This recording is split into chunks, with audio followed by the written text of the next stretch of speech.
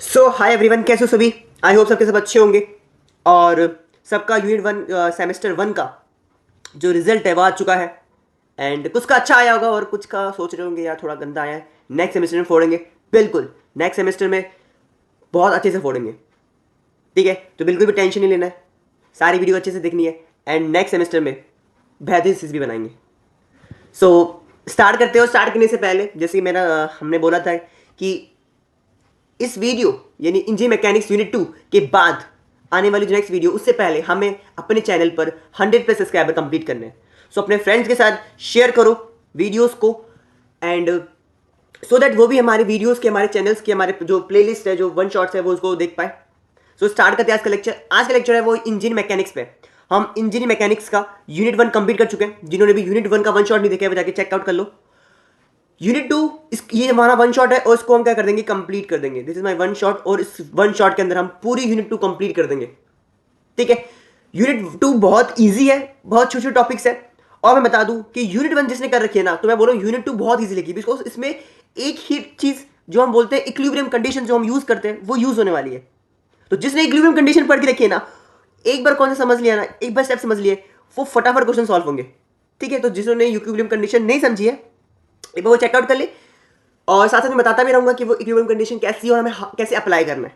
ठीक है, तो स्टार्ट करते हैं। और स्टार्ट करने से पहले ये देख लेते हैं कि हम क्या क्या टॉपिक्स आज पढ़ने वाले हैं आज के लेक्चर में। सबसे पहले हम पढ़ेंगे प्लेन थ्रस्ट क्या होता है, फिर हम पढ़ेंगे मेथड ऑफ जॉइंट्स, कि जब हमें जो कोई थ्रस्ट गिवन होगा तो उसके अंदर हमें फोर्सेस कैलकुलेट करनी होगी। तो ये हमारे पास दो मेथड होते हैं, वैसे तो होते 3 मेथड है। एक होता है हमारा मेथड ऑफ जॉइंट, एक होता है हमारा मेथड ऑफ सेक्शन, और एक होता है मेथड ऑफ ग्राफिकल। लेकिन हमें एग्जाम के अंदर ग्राफिकल मेथड कभी नहीं आता, बिकॉज वो है ना ग्राफ, वो बेसिकली पूरा स्केल के थ्रू पूरा मेजर में लेके बताना पड़ता है, जो कि एग्जाम में कभी नहीं आता। तो ज्यादातर क्वेश्चन होते हैं वो जॉइंट पूछा जाते हैं और सेक्शन पूछा जाते हैं। इन दो को बहुत अच्छे से करेंगे, बिकॉज एक क्वेश्चन है ना यहाँ से फिक्स होता है, एक क्वेश्चन आना होता है ना, इंपॉर्टेंट टॉपिक होता है, न्यूमेरिकल आता है। फिर फ्रिक्शन जो हम इतनी बार पढ़ चुके हैं, इसको फिर से पढ़ेंगे। Angle of friction, angle of repose, ये चीज हम कंप्लीट करेंगे। एंड देन इसके बाद एक नई डेरिवेशन है, और ये डेरिवेशन आई थिंक आ जाती है, बिकॉज ये है ना, ये ऐसे टॉपिक है जो कि न्यू है, तो इसकी आने की जो प्रोबेबिलिटी वो ज्यादा होती है। इसमें क्या करेंगे हम, इसमें हम टेंशन का रेशियो देखते हैं, तो इसको हम देखेंगे। फिर numerical on simple friction, wedge friction and ladder problem, जो लेडर्स की प्रॉब्लम्स होती है उसमें हम फ्रिक्शंस देखेंगे। यानी फ्रिक्शन का बेसिक्स हम प्रॉपर कर लेंगे। देन उसके बाद वी देखेंगे कि कितने टाइप के क्वेश्चंस आते हैं। तो 3 तरह के क्वेश्चंस आते हैं, या आपको सिंपल फ्रिक्शन के क्वेश्चन आएगा, या आपको वेज बना के दे देगा, या फिर आपको लेडर बना के देगा। इन 3 फॉर्मेट के बाहर कोई क्वेश्चन आपको दिखेगा नहीं फ्रिक्शन के अंदर। इन 3 वैरायटी पे ही घूम घुमा के वो क्वेश्चन फ्रेम करते हैं। और मैं बता दूं कि इसके स्टेप्स, यानी एक बार आपने फ्री बॉडी डायग्राम इन तीनों बना लिया तो फिर सॉल्व करना इजी हो जाता है। फिर देन तो इक्विलिब्रियम कंडीशन लगानी होती है। तो बस स्टार्ट करते हैं और देखते हैं किस अकॉर्डिंग हमें चीज करनी है। सो बढ़ते हैं आगे। सबसे पहले जो हम पढ़ने वाले हैं that is my plane truss. जैसे कि मैंने बोला था स्टार्टिंग में कि प्लेन थ्रस्ट हमारा पहला होने वाला है। प्लेन थ्रस्ट बेसिकली होता क्या है, सबसे पहले हम पढ़ लेते हैं थ्रस्ट क्या होता है। तो पहले डेफिनेशन देखते हैं। डेफिनेशन क्या लिखी है कि it is a system of uniform bars और members joint together at their ends by welding के through and constructed to support load. ऐसा कुछ लिखा हुआ है ना। क्या बोलना चाह रहे हैं, ये बोलना चाह रहे हैं कि देखो ये जो थ्रस्ट होता है ये बेसिकली एक पूरा का पूरा एक सिस्टम होता है। इस सिस्टम के अंदर बार्स लगे होते हैं। ये मेरा एक बार है, ये मेरा क्या है, एक बार है, जिसको हम बार भी कहते हैं और मेंबर भी कहते हैं। तो हमारा एक बार यहाँ पर एक हमारा मेंबर होता है। हमारे क्या होते हैं इस थ्रस्ट के अंदर, हमारे 2 मेंबर्स, यानी एक ये रहा, this my member 1, this my member 2। तो ये जो 2 बार है, 2 मेंबर है, ये आपस में ज्वाइन होते हैं बाय वेल्डिंग। इनको वेल्डिंग के थ्रू ज्वाइन कर देते हैं। और इसी तरीके से यहाँ से मैंने तीसरा बार कनेक्ट कर दिया, यहाँ से मैंने चौथा वाला बार कनेक्ट कर दिया, इस तरीके से मैंने 5वां बार, इस तरीके से कर देते हैं हम, बार्स को कनेक्ट कर देते हैं। ये मैंने ये एक बार पूरा कंप्लीट कर दिया, ये एक बार ऐसे कनेक्ट कर दिया, ये बार इस तरीके से हमने कनेक्ट कर दिया, ये बार कनेक्ट कर दिया। तो थ्रस्ट क्या होता है, एक सिस्टम होता है जिसके अंदर बार्स जो होते हैं, बार्स आपस में क्या होते हैं, कनेक्टेड होते हैं बाय वेल्डिंग। और इसके ऊपर हम क्या लगाते हैं, लोड लगा देते हैं, है ना। एंड जो इनके जॉइंट्स होते हैं, जॉइंट पे क्या लगा देते हैं हम, लोड लगा देते हैं। यहाँ पे हम क्या लगाएंगे, यहाँ पे हम लगाएंगे सपोर्ट। हमने पढ़े थे कितने तरह के सपोर्ट होता है, 3 तरह के हमारे पास सपोर्ट होता है। तो यहाँ पे हम लगा देंगे सपोर्ट, और यहाँ पे हम लगा देंगे लोड। कोई भी लोड लगा सकते हैं।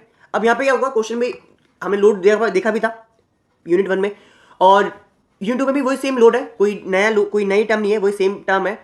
इसमें कभी कभी आपको सीधा वैल्यू दे देगा कि 12 किलो न्यूटन का हम लोड लगा रहे हैं, तो डायरेक्ट आपको वैल्यू गिवन है, और नहीं भी गिवन होती तो लोड का निकालना तो हमें आता ही है, जैसे कि हमने प्रीवियस इसमें देखा था। ठीक है, तो दिस इज द सिस्टम, जो कि मैंने बोला था कि थ्रस्ट क्या एक सिस्टम होता है जिसके अंदर बार्स आपस में कनेक्ट होते हैं। तो ये मेरा बार नंबर 1 है, ये बार 2 है, ये बार 3 है, ये बार 4 है, ये बार 5 है, 6 7 8 9 10 11। इस तरीके से क्या होता है, सारे के बार्स आपस में कनेक्टेड होते हैं और एक सिस्टम बनाते हैं। इस सिस्टम को हम इस तरीके से हम इसको क्या बोलते हैं, सपोर्ट देते हैं, सो दैट ये कहीं ना कहीं गिर ना जाए। ठीक है, और इनसे क्या करने देते हैं, लोड कनेक्ट कर देते हैं। तो दिस इज माई थ्रस्ट।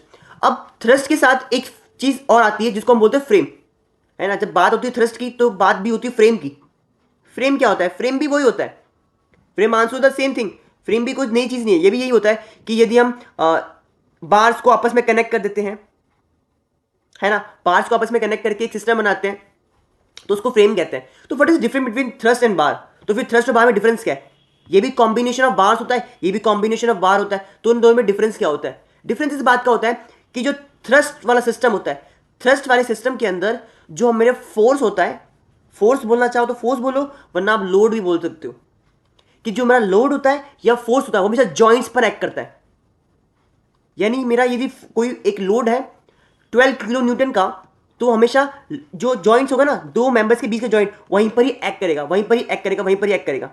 हमें मतलब ये कि थ्रस्ट के अंदर हमेशा फोर्स एंड्स पर एक्ट करता है, लेकिन वहीं पर जब हम बात करते हैं फ्रेम की, तो फ्रेम में क्या होता है, जो हमारे फोर्सेस होते हैं वो एंड्स पे तो वर्क करते ही है, एंड्स पे भी हम लोड लगा सकते हैं, साथ साथ कहीं पे भी इस मेंबर, ये जो हमारा एक मेंबर है, इस मेंबर पे कहीं पे भी हम ये फोर्स अप्लाई कर सकते हैं। जैसे यहाँ पे F2 अप्लाई कर दी, इस वाले मेंबर पे हमने F3 अप्लाई कर दी। तो फ्रेम में क्या होता है कि फोर्स हम कहीं भी लगा सकते हैं, जॉइंट्स पे भी और मेंबर पे भी। लेकिन जब हम बात करते हैं थ्रस्ट की, तो हम सिर्फ फोर्स लगाते हैं जॉइंट्स पे, और हम जो न्यूमेरिकल्स करते हैं वो थ्रस्ट वाले क्वेश्चन थ्रस्ट वाले ही करते हैं, जिसमें फोर्सेस क्या लग रही होती है, जॉइंट्स पे लग रही होती है। ठीक है, फिर टर्म आती है that is my perfect and perfect thrust. Perfect thrust और इनपरफेक्ट थ्रस्ट क्या होता है वो देखते हैं। परफेक्ट थ्रस्ट मतलब ये होता है कि for example this is my system, जैसे मैंने बोला था ये मेरा सिस्टम है और ये मेरा थ्रस्ट है। इस थ्रस्ट पे हमने फोर्स लगाई हुई है, इस फोर्स लगाने से यदि बॉडी की शेप चेंज नहीं होती है तो उसको हम बोलते हैं perfect truss. No change in the shape, यानी शेप में कोई चेंज नहीं हो रहा है। लेकिन जब हम बात करते हैं इनपरफेक्ट थ्रस्ट की, तो क्या होता है, हमने एक थ्रस्ट बनाया, उस पर लोड अप्लाई किया, फोर्स अप्लाई किया, और उसकी वो बेसिकली उसकी शेप चेंज हो गई। हमने ये सिर्फ इस पे इस तरीके से हमने फोर्स लगाया, तो हो सकता है ये इस तरीके से हो जाए, यानी शेप चेंज हो गई। तो ऐसा थ्रस्ट जिसके अंदर फोर्स लगाने से उसकी शेप चेंज हो जाती है, उसको हम इनपरफेक्ट थ्रस्ट कहते हैं, और जिसकी चेंज है उसको परफेक्ट थ्रस्ट कहते हैं। इसको निकालने का भी तरीका है, कैसे पता लगेगा कि यार मुझे system given system perfect thrust है कि इम्परफेक्ट थ्रस्ट है। आमतौर पर यदि मैंने न्यूमेरिकल गिवन है, न्यूमेरिकली थ्रस्ट क्या है, तो मुझे परफेक्ट थ्रस्ट का होगा। पर कभी कभी 2 मार्क्स में आपसे ये पूछा भी जा सकता है कि कैलकुलेट द थ्रस्ट, कि इसके जो प्रेजेंट थ्रस्ट है वो कौन सा थ्रस्ट है, परफेक्ट है कि इम्परफेक्ट है। तो बहुत ईजी कंडीशन होती है, condition for checking the thrust. Thrust को कैसे चेक करें, चेक करने का तरीका होता है, और वो ये इस तरीके से हम चेक करते हैं, m+3 = 2 आयोटा। अच्छा, ये फॉर्मूला को दिमाग में रखना है। इस फॉर्मूले में m का मतलब क्या है, m का मतलब नंबर ऑफ मेंबर्स, यानी उस थ्रस्ट के अंदर, ये जो हमारा थ्रस्ट बना हुआ है, इस थ्रस्ट के अंदर कितने मेंबर है ना, कितने बार है, कितने मेंबर है, तो 1 2 3 मेंबर्स है। अच्छा, = 2 आयोटा। ये आयोटा इसको जे भी बोल सकते हैं, आयोटा बोल रहा हूँ, जे बोल सकते हैं, J is my number of joints. यानी उस सिस्टम के अंदर जो ये पूरा थ्रस्ट गिवन था, इस थ्रस्ट के अंदर कितने जॉइंट्स है, तो मैंने बोला एक जॉइंट है, ये मेरा दूसरा जॉइंट है, ये मेरा तीसरा जॉइंट है, तो 3 जॉइंट्स है। तो जे पता लग गया, एम पता लग गया। पहली कंडीशन क्या आएगी, हो सकता है m+3 = 2 आयोटा 2j हो जाए। क्या हो जाए, 2j हो जाए। तो जब ये दोनों वैल्यू आपस में बराबर हो जाती है तो उसको हम बोलते हैं परफेक्ट थ्रस्ट। क्या बोलते हैं, परफेक्ट थ्रस्ट। अच्छा, ये तो कंडीशन 1 है। कंडीशन 2 हो सकती है कि हमारा m+3 की जो वैल्यू हो वो 2j से ज्यादा हो, है ना। तो उस केस में क्या करें, उस केस में ओवर रिजिड हो जाएगा स्टैटिस्टिकली, और इनडिटर्मिनेट, मतलब कि वो भी होगा एक थ्रस्ट ही, लेकिन उसके अंदर यदि मुझे कैलकुलेट करनी होगी, फोर्स कैलकुलेट करने के लिए बोलेगा, क्योंकि एट द एंड आपको थ्रस्ट के अंदर फोर्स कैलकुलेट करने के लिए बोलता है वो। तो यदि फोर्स कैलकुलेट करने के बोलेगा तो we can not be determine the force in that the उस सिस्टम के अंदर या उस थ्रस्ट के अंदर हम फोर्स को कैलकुलेट नहीं कर पाएंगे जब मेरा m+3 > 2 आयोटा होगा, 2j होगा। जब हम बात करेंगे m+3 is less than 2j, तो वो अंडर रिजिड हो जाएगा और क्या हो जाएगा, उसकी शेप चेंज हो सकती है बिकॉज वो हो जाएगा इम्परफेक्ट थ्रस्ट हो जाएगा। फिर वो किस कैटेगरी में आएगा, वो इम्परफेक्ट थ्रस्ट में आएगा, क्योंकि इम्परफेक्ट थ्रस्ट में क्या होता है, जब आप फोर्स लगाते हो तो वो अपनी शेप, अपनी जो शेप है वो चेंज कर लेता है। वो कब आएगा, जब हमारा m+3 लेस देन 2j होगा। इन दैट केस ये हमारा जो थ्रस्ट होगा इम्परफेक्ट थ्रस्ट होगा। इतना तो हमें समझ आ गया, हम कैलकुलेट भी कर सकते हैं यदि क्वेश्चन में इस तरीके से आता है तो। बट आमतौर पर जो भी न्यूमेरिकल्स गिवन होगा हमेशा वो परफेक्ट थ्रस्ट का गिवन होगा, इम्परफेक्ट थ्रस्ट का आपका आएगा नहीं, क्योंकि यदि यही कंडीशन होगी, क्योंकि यदि इम्परफेक्ट थ्रस्ट का आया तो कैलकुलेट नहीं कर सकते, और यदि पहले वाली कंडीशन आई तो उसमें वेरिएबल ज्यादा होंगे, इक्वेशन आपके पास कम होगी, तो हम कैलकुलेट नहीं कर पाएंगे थ्रस्ट को। ठीक है, फिर कुछ एजम्पशंस होते हैं जो हम परफेक्ट थ्रस्ट के अंदर ये मानते हैं। यदि कोई हमारे पास परफेक्ट थ्रस्ट है तो उसका पहला एजम्पशन होता है joint are assume to be the pin connection, the joints can not resist movement. मतलब क्या होता है, मतलब ये है कि ये जो हम जॉइंट्स मान रहे हैं कि हमने यहाँ पे वेल्ड किया है, ये नहीं है कि मैंने एकदम परफेक्ट एकदम परमानेंट वेल्डिंग किया है, ये तो मूव ही नहीं कर सकता, नहीं। हम ये मानते हैं कि हम इन दो बार्स को एक पिन जॉइंट से कनेक्ट कर रहे हैं और इनके अंदर मोमेंटम हो सकता है, रेजिस्ट नहीं है, मूवमेंट हो सकता है, क्योंकि जब हम इक्विलिब्रियम कंडीशन लगाएंगे तो हमारे पास sigma m is equal to 0 जब लगाएंगे तो हम ये मानते हैं कि इस पॉइंट के अबाउट ये सिस्टम रोटेट कर रहा है, और ये सिस्टम तभी रोटेट कर सकता है जब हमारा पॉइंट क्या हो, ये जॉइंट जो है, ये कनेक्शन जो है वो पिन कनेक्शन हो, तभी वो इसके अबाउट रोटेट कर पाएगा। तो पहला पॉइंट समझा गया। Load on truss are apply at joint only. जैसे मैंने बोला था कि थ्रस्ट ही क्या होता है, थ्रस्ट होता है कि जब हमारी फोर्सेस जो होती है वो जॉइंट्स पे एक्ट करती है, यानी जो हमारे लोड है या फोर्सेस है वो थ्रस्ट के जॉइंट्स पर एक्ट करे, यहां पर एक्ट करे, यहां पर एक्ट करे, यहां पर एक्ट करे, तो जॉइंट्स पर एक्ट करे। ठीक है। Third is the members of truss are two force members with force acting collinear with the centre line of movement of the members.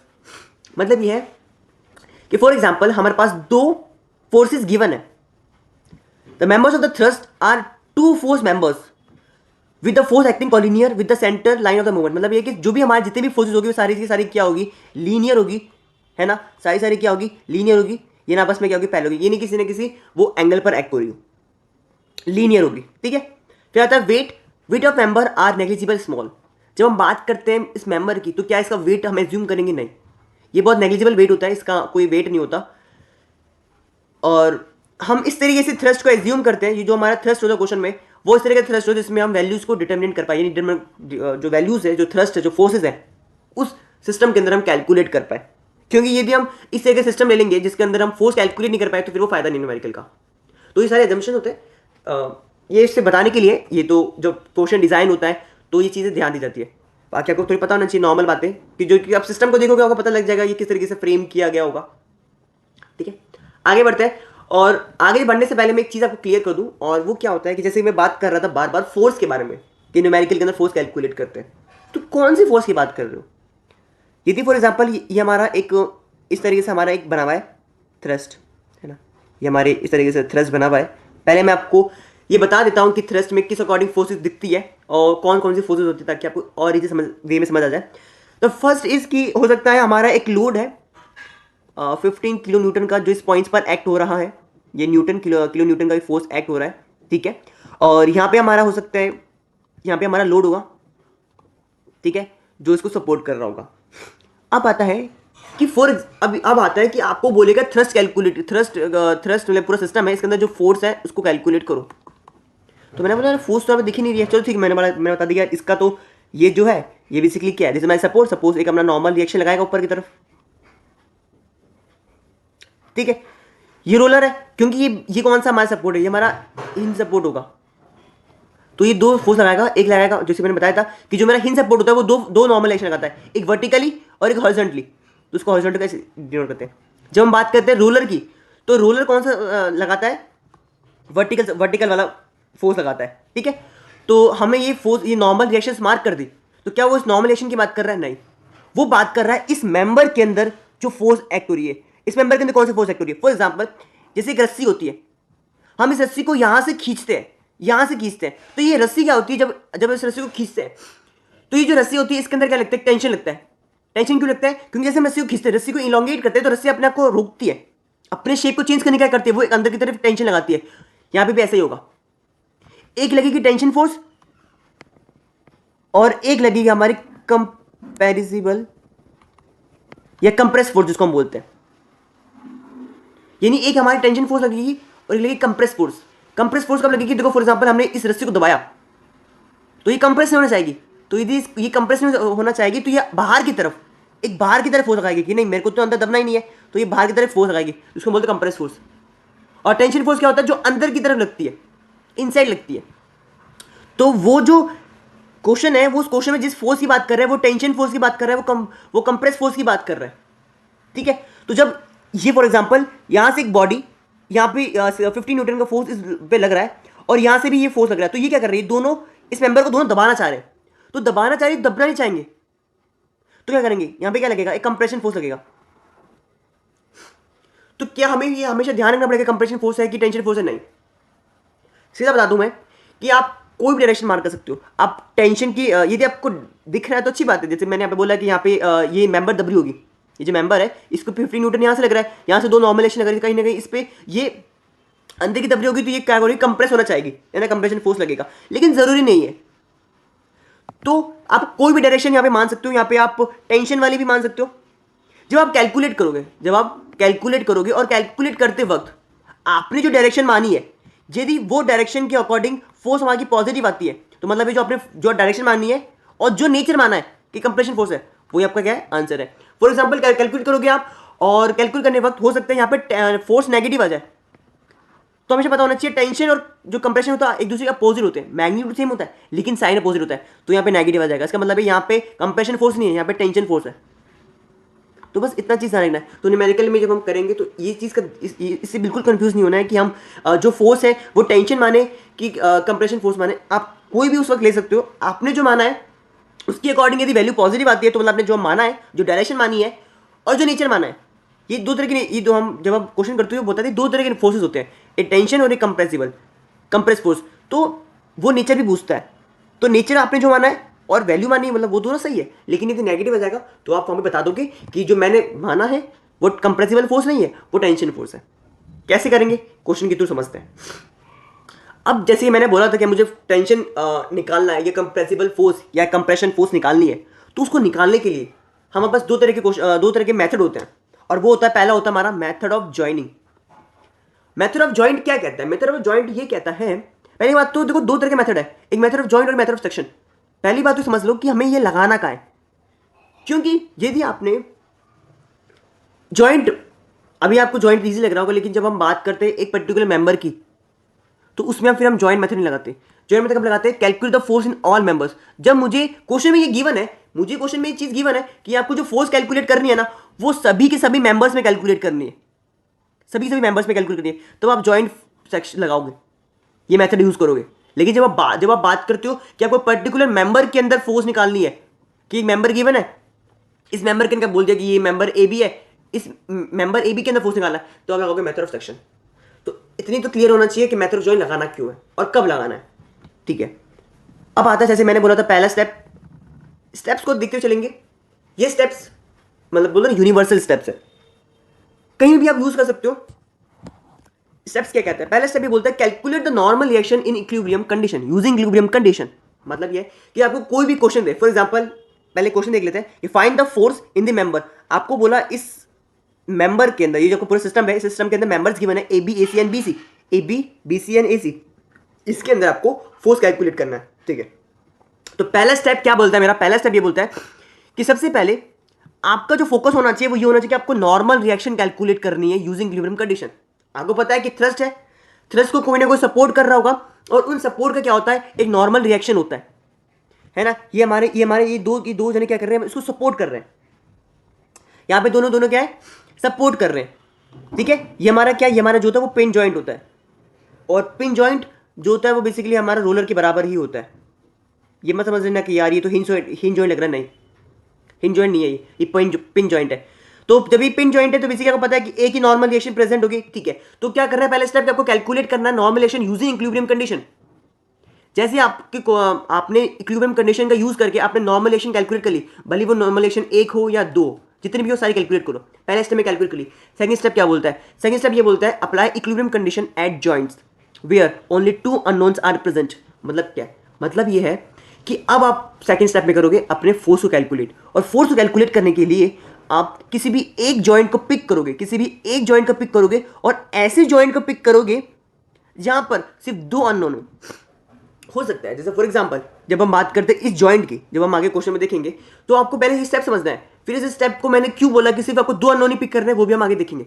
लेकिन स्टेप्स में दिमाग में रखना कि सेकंड स्टेप ये बोलता है कि आपको एक एक करके जॉइंट्स को पिक करना है और उस जॉइंट को पिक करने सबसे पहले, ये नहीं कि जॉइंट किसी पिक कर सकते हो, लेकिन यदि इजी कैलकुलेशन के लिए आप चाहते हो तो आप उस जॉइंट से पहले पिक करना जिसके अंदर अननोन दो से ज्यादा ना हो, ठीक है। और बाकी अब मैंने बोला था इक्विलिब्रियम कंडीशन क्या होती है, sigma F is equal to 0, sigma F I is equal to 0 and sigma M is equal to 0। ये इक्विलिब्रियम कंडीशन हमें यूज करनी है, ठीक है। बढ़ते जैसे कि मैंने देखा पहला स्टेप जो कि मैंने बोला था यूनिट 1 में भी हमने यही किया था, जब हमने मोमेंटम पढ़ा था या हमने कोई भी चीज पढ़ी थी, सिस्टम ऑफ फोर्सेस पढ़े थे, तो हमने देखा था, हमने पहला स्टेप जो किया था नॉर्मलाइजेशन कैलकुलेट करना, यहाँ पे भी वही चीज करनी है, यहाँ पे कुछ नया नहीं है, पहला स्टेप वही सेम चीज है। जैसे फॉर एग्जांपल यहाँ पे देखते हैं, आपको एक सिस्टम गिवन था, इस तरीके से आपको एक पूरा सिस्टम गिवन है और सिस्टम के अंदर पॉइंट ए, पॉइंट बी और पॉइंट सी, ये हमारा एक मेंबर है, ये हमारा दूसरा मेंबर है and this is my third member, this is AC member. आपको एक फोर्स गिवन है 120 किलो न्यूटन का, सबको दिख रहा है, ठीक है। अब सबसे पहले स्टेप क्या था कि calculate the normal reaction, normal reaction calculate करना है। तो जैसे ऐसे नॉर्मल रिएक्शन कैलकुलेट करना है, मैंने फ्री बॉडी डायग्राम बनाया, मैंने इस तरीके से ये ए बी एन सी ये तीनों मेंबर बना दिए और फोर्स रिप्रेजेंट कर दी। तो मैंने बोला this is my pin joint, तो जब मेरा पिन जॉइंट और रूलर जॉइंट एक ही होता है सपोर्ट, तो हम बोल सकते हैं this is my normal reaction जो कि वर्टिकली लगेगी, रूलर के अंदर सिर्फ एक ही नॉर्मल रिएक्शन होती है जो कि वर्टिकली अपवर्ड लगती है, दोनों मार्क कर दी, R B and R C, और तो कोई सपोर्ट नहीं तो नॉर्मल लगे हमारा, ठीक है। क्या मैंने फोर्स, अभी यहाँ ये फोर्स देखो मत, अभी सिर्फ इसी नॉर्मलेशन फोकस करो। तो जैसे मैंने नॉर्मलेशन मार्क करी, मेरा पहला स्टेप मेरे दिमाग में आया, पहला स्टेप क्या था कि कैलकुलेट द नॉर्मल रिएक्शंस, नॉर्मलेशन कैलकुलेट करी, आर बी आर सी को कैलकुलेट करना था। मैंने क्या किया, किसी भी पॉइंट के अबाउट तीन मोमेंट ऑफ इक्विलिब्रियम कंडीशन होती है, M is equal to 0, F X is equal to 0, F X और F Y is equal to 0। Momentum equal to 0 ये बोलता है कि आप किसी भी पॉइंट के अबाउट कोई एक पॉइंट कंसीडर कर लो, जैसे मैंने पॉइंट बी माना है, मैंने एक पॉइंट बी का मोमेंटम कैलकुलेट किया, जैसे मैं पॉइंट बी का मोमेंटम कैलकुलेट करूंगा तो जो पॉइंट बी से जो फोर्स पास हो रही है उसका मोमेंटम 0 होगा, तो आर बी इंटू इस पॉइंट से इसकी दूरी तो वैसी कुछ नहीं है तो उसका ये 0 ले लिया, प्लस प्लस लगा करके। अब हमने मोमेंटम निकाला इस आर सी फोर्स का, तो मोमेंटम क्या होता है, मोमेंटम होता है फोर्स इंटू डिस्टेंस, तो this my force R C into distance, तो ये आपको डिस्टेंस कितना गिवन है, 5 मीटर गिवन है, तो 5 मीटर गिवन, तो मैंने क्या लिख दिया, 5 मीटर लिख दिया, ठीक है। फिर लगाया माइनस, अब ये माइनस प्लस का खेल है, आपको पता है कि यदि ये फोर्स इस बॉडी को एंटी क्लॉकवाइज घुमाती है, एंटी क्लॉकवाइज घुमाती है तो उसको हम मोमेंटम को लेते हैं पॉजिटिव, और क्लॉकवाइज घुमाती है तो उस केस में हम मोमेंटम को लेते हैं नेगेटिव। तो बस वही चीज के लिए एक तरफ पॉजिटिव लिया है और एक तरफ क्या लिया हमने, नेगेटिव लिया है। बात करते हैं इस वाले फोर्स की, तो फॉर्मूला क्या होता है, फॉर्मूला होता है इस पॉइंट के बाद निकालना है, तो फोर्स, तो मैंने लिख दिया 120 इंटू डिस्टेंस। अब जो मैंने बोला था कि जिसमें परपेंडिकुलर डिस्टेंस, अब परपेंडिकुलर डिस्टेंस लेंगे, तो मैंने बोला देखो यदि मेरा ये 5 सेंटीमीटर है और ये मेरा 60 डिग्री का एंगल है, तो यदि मेरा ये 5 सेंटीमीटर है और 60 डिग्री का एंगल है तो इसका कंपोनेंट ब्रेक कर सकते हैं हम। एक कंपोनेंट होगा एफ, यदि मैं इसका बनाऊंगा तो मैंने कहा एफ कॉस 60 और एक बनेगा एफ साइन 60। तो ये जो एफ कॉस 60 वाला है this is my perpendicular distance from the point, क्योंकि जो मैं डिस्टेंस लेना होता है वो इस पॉइंट ऑफ रोटेशन से उस फोर्स तक का परपेंडिकुलर डिस्टेंस लेना होता है, तो वही हमने लिया perpendicular distance 5 cos 60। R C पता था, आर सी निकालना है, बाकी सब वेरिएबल है, तो वहां से हमने कैलकुलेट कर लिया and we calculate after the we get the 5 kilo newton, हमें फोर्स मिल गई। 5 किलोमीटर मिलने के बाद हमने फिर से एक मोमेंट वो ही लगाया, चाहो तो यहाँ पे आप सिग्मा एफ एक्स भी लगा सकते हो, लेकिन मैंने बोला क्योंकि यहाँ पे दो ही वेरिएबल है तो मोमेंटम से जल्दी कैलकुलेट हो जाता है, क्योंकि मोमेंटम से जल्दी कैलकुलेट पता क्यों हो जाता है, वो इस वजह से कैलकुलेट हो जाएगा आपका जल्दी, बिकॉज अच्छा इसमें से आर सी आ जाएगा, ठीक है। मोमेंटम क्यों, क्योंकि एक ही फोर्स है, तो आप जिस पॉइंट के अबाउट लोगे उसका मोमेंटम वैसे 0 हो जाएगा। तो जब आप पॉइंट सी के अबाउट मोमेंटम निकालोगे तो देखो कैसे निकालोगे, इसका मोमेंटम 0 होगा, ठीक है। जब आप बात करोगे इस वाले मोमेंटम की तो कितना आएगा, सी के अबाउट इस आर बी का मोमेंटम कितना आएगा, तो आप लिखोगे R B into perpendicular distance जो कि मेरा 5 सेंटीमीटर है, और इस बॉडी को ये कैसे रोटेट कर रहा है, तो जैसे इसको पुश करेगा, ये इसको पुश करेगा तो ये इस तरीके से बॉडी रोटेट होना स्टार्ट हो गई, इसको फोर्स लगाया तो इस तरीके से, मैं आपको बता देता हूँ, ये इस तरीके से ये इस तरीके से रोटेट होना स्टार्ट होगी, यानी ये क्लॉकवाइज डायरेक्शन में रोटेट हो रही है, तो उसका क्या लेंगे हम, नेगेटिव लेंगे। क्या लेंगे हम, नेगेटिव लेंगे बेसिकली। ठीक है, बात करते हैं हम इस वाले फोर्स की। जैसे कि मैंने बोला था कि क्या मोमेंटम होता है फोर्स इनटू डिस्टेंस, तो फोर्स क्या होता है 120 लेंगे इनटू डिस्टेंस क्या है, जिसमें परपेंडिकुलर डिस्टेंस। तो यदि मेरा ये 5 है, यदि मेरा ये 5 है तो ये 30 डिग्री एंगल है, तो ये कितना हो जाएगा 5 cos 30, तो यहाँ पे लिख देंगे हम 5 cos 30 डिग्री, ये 30 डिग्री एंगल है। ठीक है, तो बस कैलकुलेट कर लेंगे, आर बी वेरिएबल है, आर बी वेरिएबल कैलकुलेट कर लेंगे। ठीक है, तो इस तरीके से R A R B and R C calculate कर लिया, जो कि फर्स्ट स्टेप में गिवन था, हमें नॉर्मल कैलकुलेट करना था। अब आता है सेकंड स्टेप, जो कि थोड़ा नया सा है। सेकंड स्टेप क्या कहता है, देखो सेकंड स्टेप जैसे मैंने बोला था कि टेक द जॉइंट, आपको वो जॉइंट सबसे पहले पिक करना है। तो जॉइंट का मतलब क्या था, जॉइंट का मतलब है ये, मैं कलर चेंज कर लेता हूँ ताकि आपको और क्लियर बता पाऊँ। जॉइंट मतलब था कि ये, आप किसी भी एक जॉइंट को पहले पिक कर लो, ये हमारे पास 3 जॉइंट अभी तक।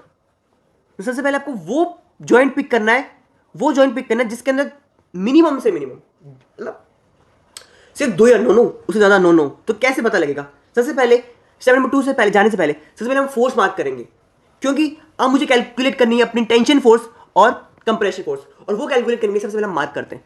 तो जैसे मैंने बोला, देखो ये एक मेंबर है, इस मेंबर के अंदर एक बाहर की तरफ से एक फोर्स लग रही है, और आरबी भी बाहर की तरफ से लग रही है, तो ये इसको दबा रही है, तो कहीं ना कहीं कंप्रेस हो रही है, तो ये कंप्रेशन फोर्स बाहर की तरफ लगाएगी। तो मैंने इस तरीके से कंप्रेशन फोर्स का डायरेक्शन बाहर ले लिया, मैंने अपने अकॉर्डिंग बाहर की तरफ ले लिया। सेम यहाँ पे भी इस मेंबर को ये दोनों फोर्स दबा रही है, तो मैंने बाहर की तरफ कंप्रेशन फोर्स ले लिया, जिसको मैंने बोला F2। सेम हियर, जब इस मेंबर को ये दोनों बाहर की वाली फोर्स उसको कंप्रेस कर रही है, तो बाहर अपने आप को रोकने के लिए ये बाहर की तरफ फोर्स लगाएगी, जिसको हम बोलेंगे कंप्रेशन फोर्स F3।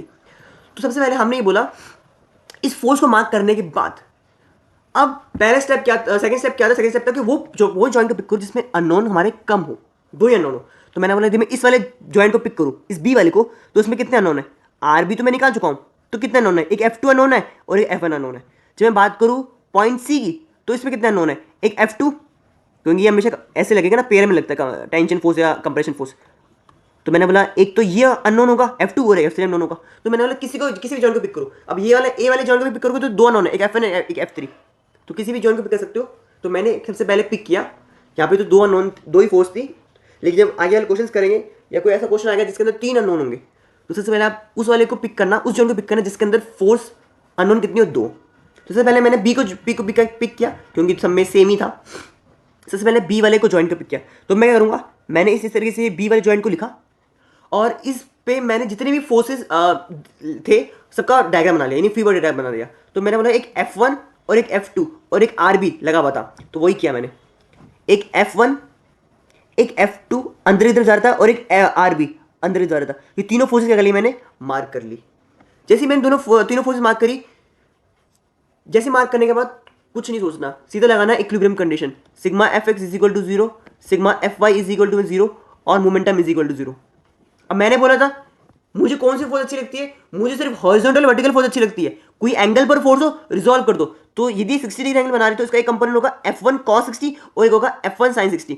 जैसे मैंने दोनों को रिजॉल्व किया, अब मेरी फोर्सेस मुझे हॉरिजॉन्टल और वर्टिकल दिखने लगी। अब हम क्या करेंगे, अब हम इक्विलिब्रियम कंडीशन लगा देंगे। यहाँ पे sigma Fx equal to 0 sigma Fy equal to 0 या प्रेफर करोगे, क्योंकि यदि आप सिग्मा m की बात करोगे तो यहाँ इस पॉइंट के बाद यदि मोमेंटम निकालोगे तो वो 0 हो जाएगा, क्योंकि सारे फोर्सेस इसी पॉइंट से पास हो रही है, तो फिर मोमेंटम तीनों फोर्सेस का 0 हो जाएगा, तो कुछ निकलेगा नहीं। तो जब भी आप स्टेप नंबर 2 में कैलकुलेशन करोगे तो आप सिर्फ इन 2 इक्वेशन का यूज करोगे, सिग्मा Fx इक्वल टू 0 और sigma Fy equal to 0। Sigma Fx बोलते हैं कि जितनी भी हॉरिजॉन्टल फोर्सेस है सबका सम करो, इक्वल टू में 0 रखो। तो सबसे पहले मैंने क्या किया, सबसे पहले मैंने वर्टिकल फोर्सेस का सम किया। तो मेरे पास कितनी वर्टिकल फोर्स है, एक ये है मेरी F1 is my vertical force, F1 sin 60, तो मैंने लिख दिया F1 sin 60। नेगेटिव क्यों लिखा, क्योंकि जो फोर्सेस माइनस वाई एक्सिस के अलॉन्ग हो उसको नेगेटिव लेते हैं, और जो फोर्सेस पॉजिटिव वाई एक्सिस के अबाउट हो उसको पॉजिटिव लेते हैं। तो वर्टिकल फोर्सेस कितनी थी, एक थी RB जिसको पॉजिटिव लिया, एक था F1 sin 60 जो कि नेगेटिव डायरेक्शन में था, उसको नेगेटिव लिया, और यहां से मैंने क्या लिया, RB पता था, F1 निकाल लिया। RB जो ऊपर से हमें ऊपर देखेंगे, ऊपर हमें गिवन है, RB हमें यहाँ पे गिवन है, तो RB को हमने यहाँ पे यूज़ किया, और RB को यूज़ करके क्या किया मैंने 3/√2 को उधर मल्टीप्लाई में लिया, तो वहाँ से मैंने F1 कैलकुलेट कर लिया। ठीक है, फिर हम बात करते हैं F2 की। तो जब हम बात करते हैं F2 की कैलकुलेट करने की, तो हम सेकंड इक्वेशन यूज़ करेंगे, sigma F equal to 0। Sigma Fx क्या बोलते हैं, जितनी भी हमारी हॉरिजॉन्टल फोर्सेस होती है उन सबका सम कर दो इक्वल टू 0। लेकिन जब आप सम कर रहे हो जब आप सम कर रहे हो तो जो फोर्स नेगेटिव वाई एक्सिस का होगा उसको नेगेटिव लेना है, जो पॉजिटिव एक्स एक्सिस का होगा उसको पॉजिटिव लेना है। तो वही चीज क्या, F2 नेगेटिव एक्सिस में था, उसको नेगेटिव लिया। F1 cos 60 नेगेटिव में था तो नेगेटिव में लिया, cos 60 1/2 होता है। तो इस तरीके से क्या लिख दिया, ये F1 पता था, F2 की वैल्यू यहाँ से कैलकुलेट कर ली तो ये हमें मिल गई। सबसे पहले जैसे आप F1 F2 कैलकुलेट करोगे, अब आपको उसका नेचर लिखना पड़ेगा। अब नेचर मतलब कि कंप्रेस फोर्स है कि टेंशन फोर्स है। तो मैंने माना था कि मैंने क्या बोला था, जो आपने डायरेक्शन मानी है, यहाँ पे आपने कंप्रेस फोर्स मानी है, तो जो आपने डायरेक्शन मानी है, यदि वही जो आपने डायरेक्शन मानी है, यदि उसके हिसाब से आपका आंसर पॉजिटिव आता है, मतलब this is my compress force. जब आप बात करते हैं F2 की, F2 का आपने माना कंप्रेशन फोर्स, लेकिन आंसर आपका है नेगेटिव में। इसका मतलब ये टेंशन, ये हमारी कौन सी फोर्स है, कंप्रेशन फोर्स नहीं है, ये हमारी कौन सी फोर्स है, ये हमारी टेंशन फोर्स है, टेंशन नेचर की है, कंप्रेशन नेचर की नहीं है। तो ये गलती मत कर देना कि यहाँ पे आप, ये मैंने ऐसे लिखा है ताकि आप गलती ना करो कि आप जब सोचो कि यार यहाँ पे कंप्रेशन, यहाँ पे मैंने डायरेक्शन मानी है तो कंप्रेशन फोर्स नहीं है। इसका जो नेचर है ना वो टेंशन है, क्योंकि नेगेटिव साइन ही रिप्रेजेंट कर रहा है कि जो आपने डायरेक्शन मानी है उसके अपोजिट में डायरेक्शन है, उसके अपोजिट में फोर्स अप्लाई हो रही है। यानी कौन सी फोर्स अप्लाई हो रही है, टेंशन फोर्स अप्लाई हो रही होगी, दैट्स इट। तो हमें समझ आ गया होगा कि टेंशन और कंप्रेशन कब लेना है, ठीक है। अब क्योंकि मेरा F1 F2 कैलकुलेट हो गया, अब मुझे F3 कैलकुलेट करना है। तो अब मैंने इस पॉइंट C के अबाउट कैलकुलेट किया। तो मैंने जॉइंट हमने क्या लिया, अब मैंने पॉइंट C का जॉइंट लिया, ये मेरा पॉइंट C का जॉइंट है। इस पे हमारा एक था RC, एक था मेरा F3 जो अंदर की तरफ ऐसा लग रहा था, ये मेरा F3 है, और ये मेरा क्या है, F2 है। मैं आपको दिखा देता हूँ डायग्राम के अंदर, ये देखो, ये देखो, दिस इज माई F3 जो ये अंदर की तरफ जा रहा है, इस C वाले पॉइंट के अंदर की तरफ जा रहा है, और F2 भी अंदर की तरफ जा रहा है, और RC तो है ही। तो मैंने सारी फोर्सेस मार्क कर दी। फिर जैसे ही आप जॉइंट को पिक करोगे, उसके बाद सीधा इक्विलिब्रियम कंडीशन लगानी है, sigma F equal to 0, sigma F equal to 0। हर क्वेश्चन में ये यूज करना है, 2 स्टेप्स दिमाग में रखना है, क्वेश्चंस फटाफट सॉल्व होंगे। फिर एंगल, फोर्स कौन सी अच्छी लगती है आपको, फोर्स हॉरिजॉन्टल वर्टिकल अच्छी लगती है, रिजॉल्व करो। इसका एक कंपोनेंट बनेगा एंगल के साथ वाला, जो कंपोनेंट को बनेगा F3 cos 30, अपोजिट वाला F3 sin 30, बस। फिर sigma F Y equal to 0, vertical forces लेंगे पहले, तो F3 sin 30, F3 sin 30 लिखा, नेगेटिव वाई एक्सिस का लॉन्ग नेगेटिव लिखा, प्लस का RC लिखा इक्वल टू 0, तो वहां से हमने F3 निकाल लिया।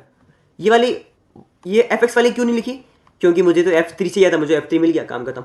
अब नेचर कौन सा है इसका, नेचर तो मैंने बोला नेचर क्या है, कंप्रेशन नेचर है। क्यों कंप्रेशन नेचर क्यों बोला, बिकॉज जो मैंने डायरेक्शन मानी थी कि कंप्रेशन नेचर है, और कंप्रेशन नेचर जब मैंने माना था, जो मैंने डायरेक्शन मानी थी, डायरेक्शन मानने पर यदि फोर्स आपकी पॉजिटिव आती है, इसका मतलब है जो आपने डायरेक्शन मानी है कि कंप्रेशन फोर्स है, ये कंप्रेशन फोर्स ही है, दैट्स इट।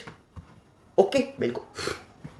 तो बेसिकली आपको ये पता लग गया कि जॉइंट मेथड में क्या होता है, आपको नॉर्मल रिएक्शन कैलकुलेट करनी होती है पहले स्टेप में, आपने नॉर्मल रिएक्शन पहले स्टेप में कैलकुलेट करनी, सेकंड स्टेप में जितने भी जॉइंट्स होंगे, क्योंकि अभी यहाँ पे तो मैंने ये एक नॉर्मल सिस्टम लिया है।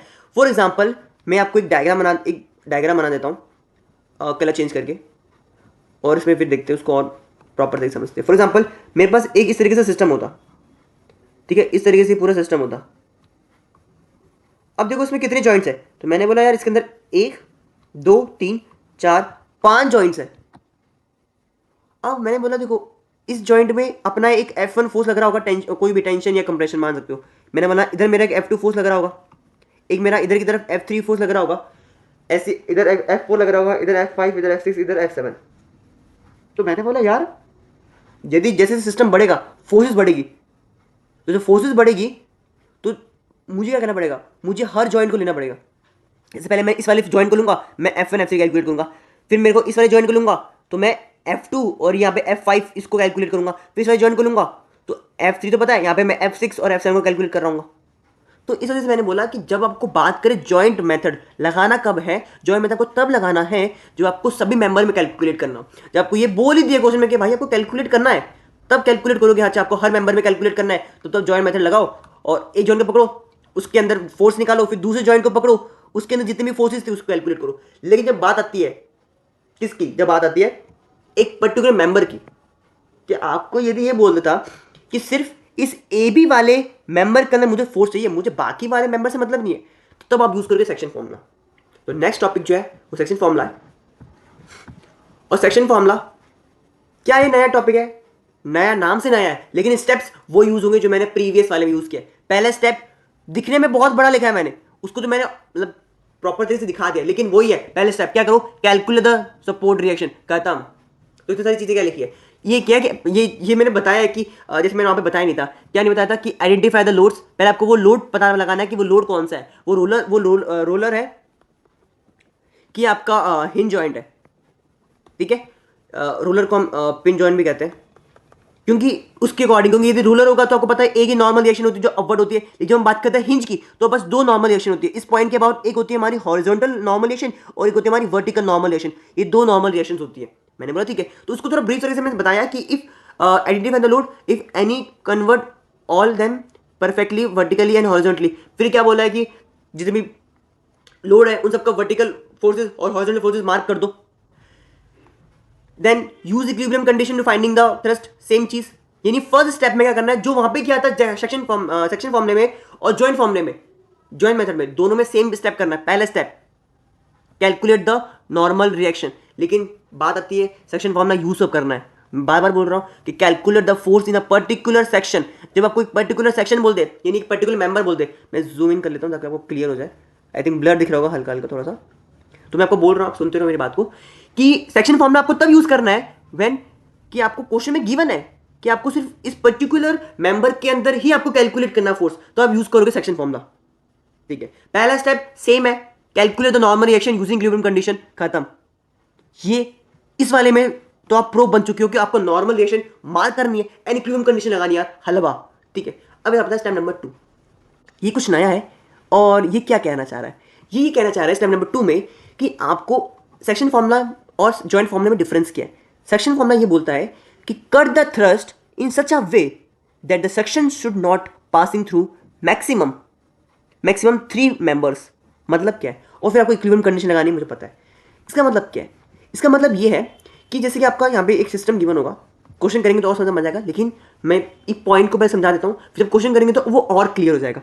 ये पॉइंट स्टेप नंबर 2 ये कहना चाह रहा है कि आपको जिस मेंबर के अंदर, जो भी मेंबर बोले, आपको जिन मेंबर के अंदर फोर्स कैलकुलेट करने के लिए बोला, फॉर एग्जांपल ये क्वेश्चन गिवन है, determine the magnitude and nature of the force H G, H C and B C, in this is my H G, B C और this is my H C.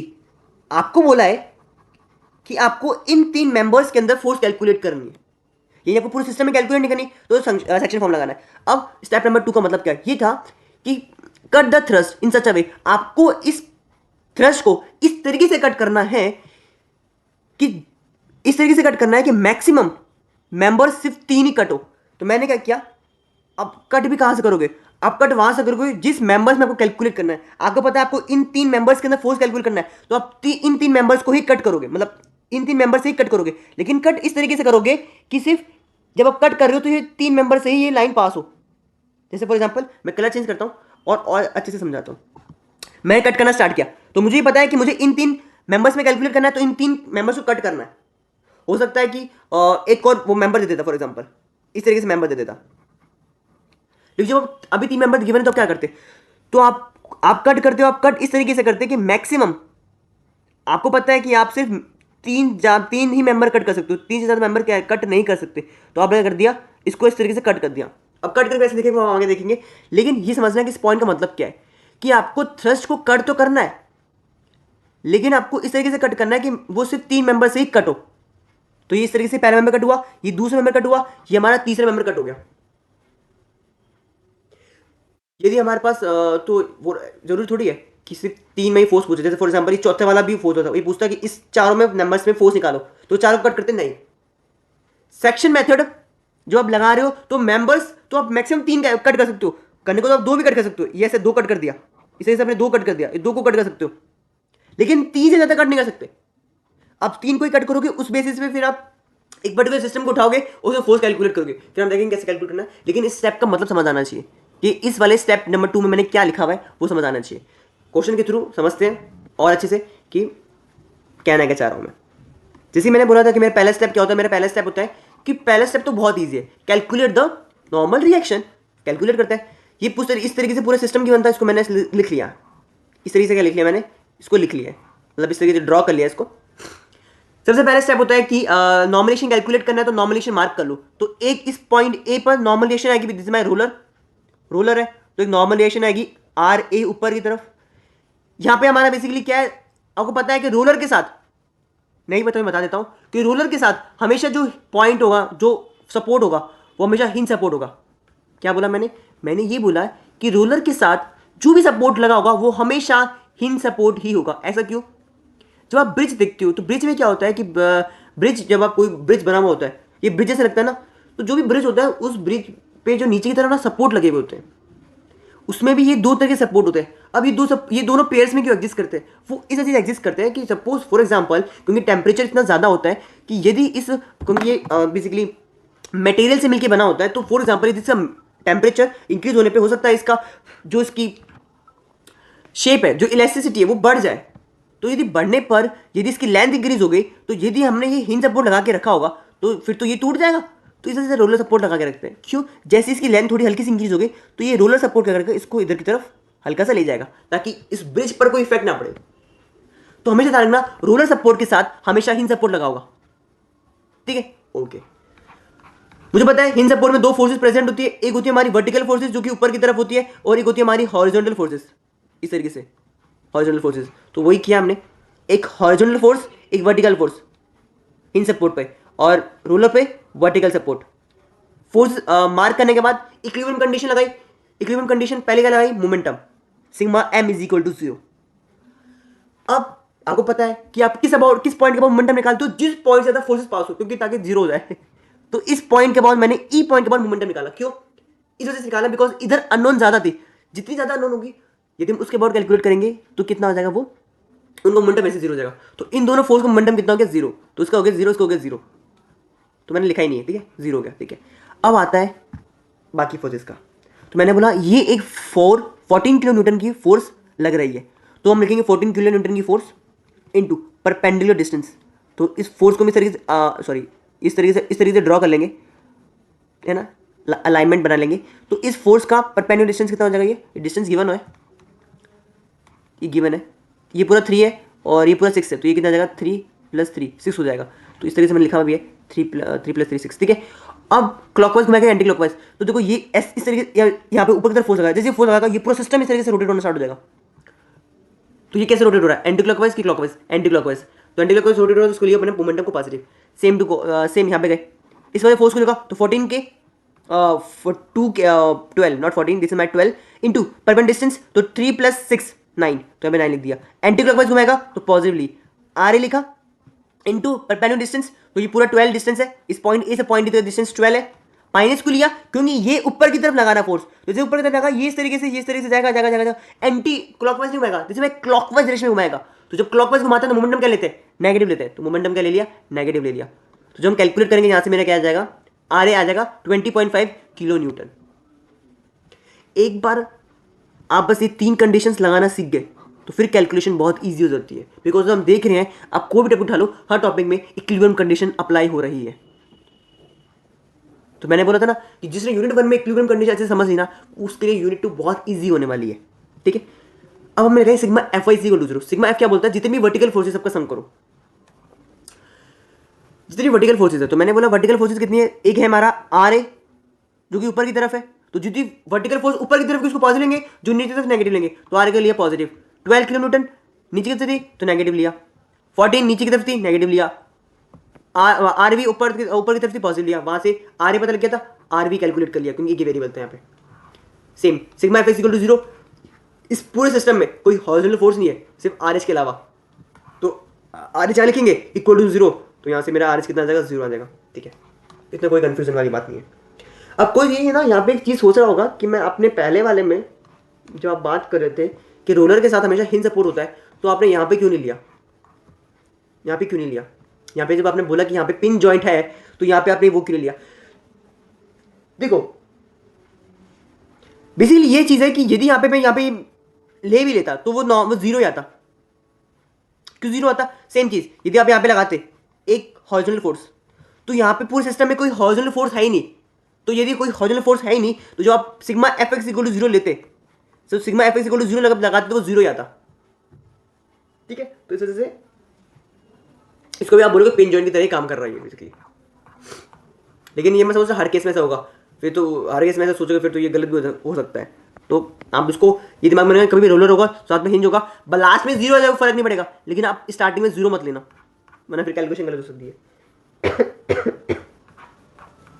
The next step is कि जैसे मैंने बोला था, the next step कि हमें cut कैसे करना है। अब हम कट करना सीख लेते हैं। पहले हमें पता है कि मुझे इस वाले 3 मेंबर्स के अंदर फोर्स कैलकुलेट करनी थी, तो मुझे पता है कि जब भी मुझे जिस मेंबर में कैलकुलेट करनी होती है मैं उस मेंबर को कट करता हूँ, लेकिन मैं मैक्सिमम 3 ही कट कर सकता हूँ।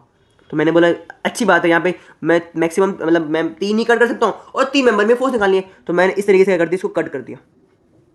ठीक है, तो जैसे मैंने कट किया, कट करने के बाद कुछ इस तरीके से दिखेगा, आधा पार्ट यानी ए बी ई एक तरफ आ गया। जैसे इसको कट करूंगा तो ये ए बी एच, ये मेरा एच है नॉट ई, सॉरी यहाँ पे थोड़ा मिस्टेक हो गया, यहाँ पे एच आएगा। ठीक है, और बाकी का जो पार्ट था, दिस पार्ट इज एयर, ये आधा पार्ट इधर आ गया, तो हाफ पार्ट इधर आ गया, हाफ पार्ट इधर आ गया। अब देखो, अब इनमें से कोई भी पार्ट ले सकते हो। अब यहाँ पे एलएचएस पार्ट यानी आप ये लेफ्ट वाला पार्ट भी ले सकते हो, आप राइट वाला पार्ट ले भी सकते हो। आप लेफ्ट वाले पार्ट लेकर भी सॉल्व कर सकते हो और यहाँ पे आपकी सारी फोर्सेस आ जाएगी, राइट वाले पार्ट में भी सॉल्व कर सकते हो। क्यों? क्योंकि देखो आपने कट किया है, आपने तो कट किया क्योंकि हमें मेथड के अकॉर्डिंग लगाना था, लेकिन एट द एंड क्या है, यहाँ पे यदि मैं फोर्स मानता हूँ कि ये हमारी फोर्स है, तो हमेशा टेंशन क्या होती है, पेयर्स में एग्जिस्ट करती है। तो यहाँ पे ये टेंशन है तो यहाँ पे टेंशन होगी, तो इस मेंबर को बीच में कट भी किया तो इधर यदि टी टेंशन तो इधर भी टी टेंशन ही होगी। जैसे यहाँ पे था, इस पॉइंट पर यदि मेरा टी फोर्स प्रेजेंट था तो इधर भी इस जी पॉइंट में भी टी फोर्स ही प्रेजेंट है, तो आप किसी भी एक पार्ट को लेकर के सॉल्व कर सकते हो। तो इतना बात समझ आ गई कि किसी भी, क्योंकि यहाँ पे तीनों फोर्सेस सेम थी, इसलिए आपने किसी भी पार्ट को ले लिया फॉर एग्जांपल। बट यदि बात आता कि यदि आपको 4 फोर्स और 5 मेंबर में फोर्स कैलकुलेट करना होता, तो फिर उस केस में आप उस वाले मेंबर्स को पिक करते जिसके अंदर आपको ज़्यादा वेरिएबल्स देखे रखे होते, फिर आप उसको लेकर के सॉल्व करते। अब इसमें आपको 3 ही फोर्स थी, तो आपको इसी में दिख गया, आपने इस वाले को पिक कर लिया, लेफ्ट हैंड को।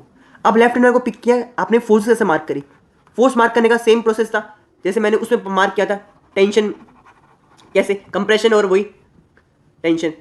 मैंने मान लिया कि इसमें टेंशन फोर्स लग रही है ना, ऐसे मान लिया, इधर तो है नहीं इधर, ठीक है, इस वाले में मार्क कर लिया, क्योंकि इस तीनों में कैलकुलेट करना ना, तो इसमें मार्क कर ली टेंशन फोर्स, इसमें मार्क ली टेंशन फोर्स, उसमें मार्क कर ली टेंशन फोर्स। क्योंकि इस वाले में क्यों नहीं मार्क कर रहा मैं, बिकॉज मुझे कैलकुलेट ही नहीं करना ना, तो क्यों मार्क करूँ फिर मैं, है ना, सही बात है।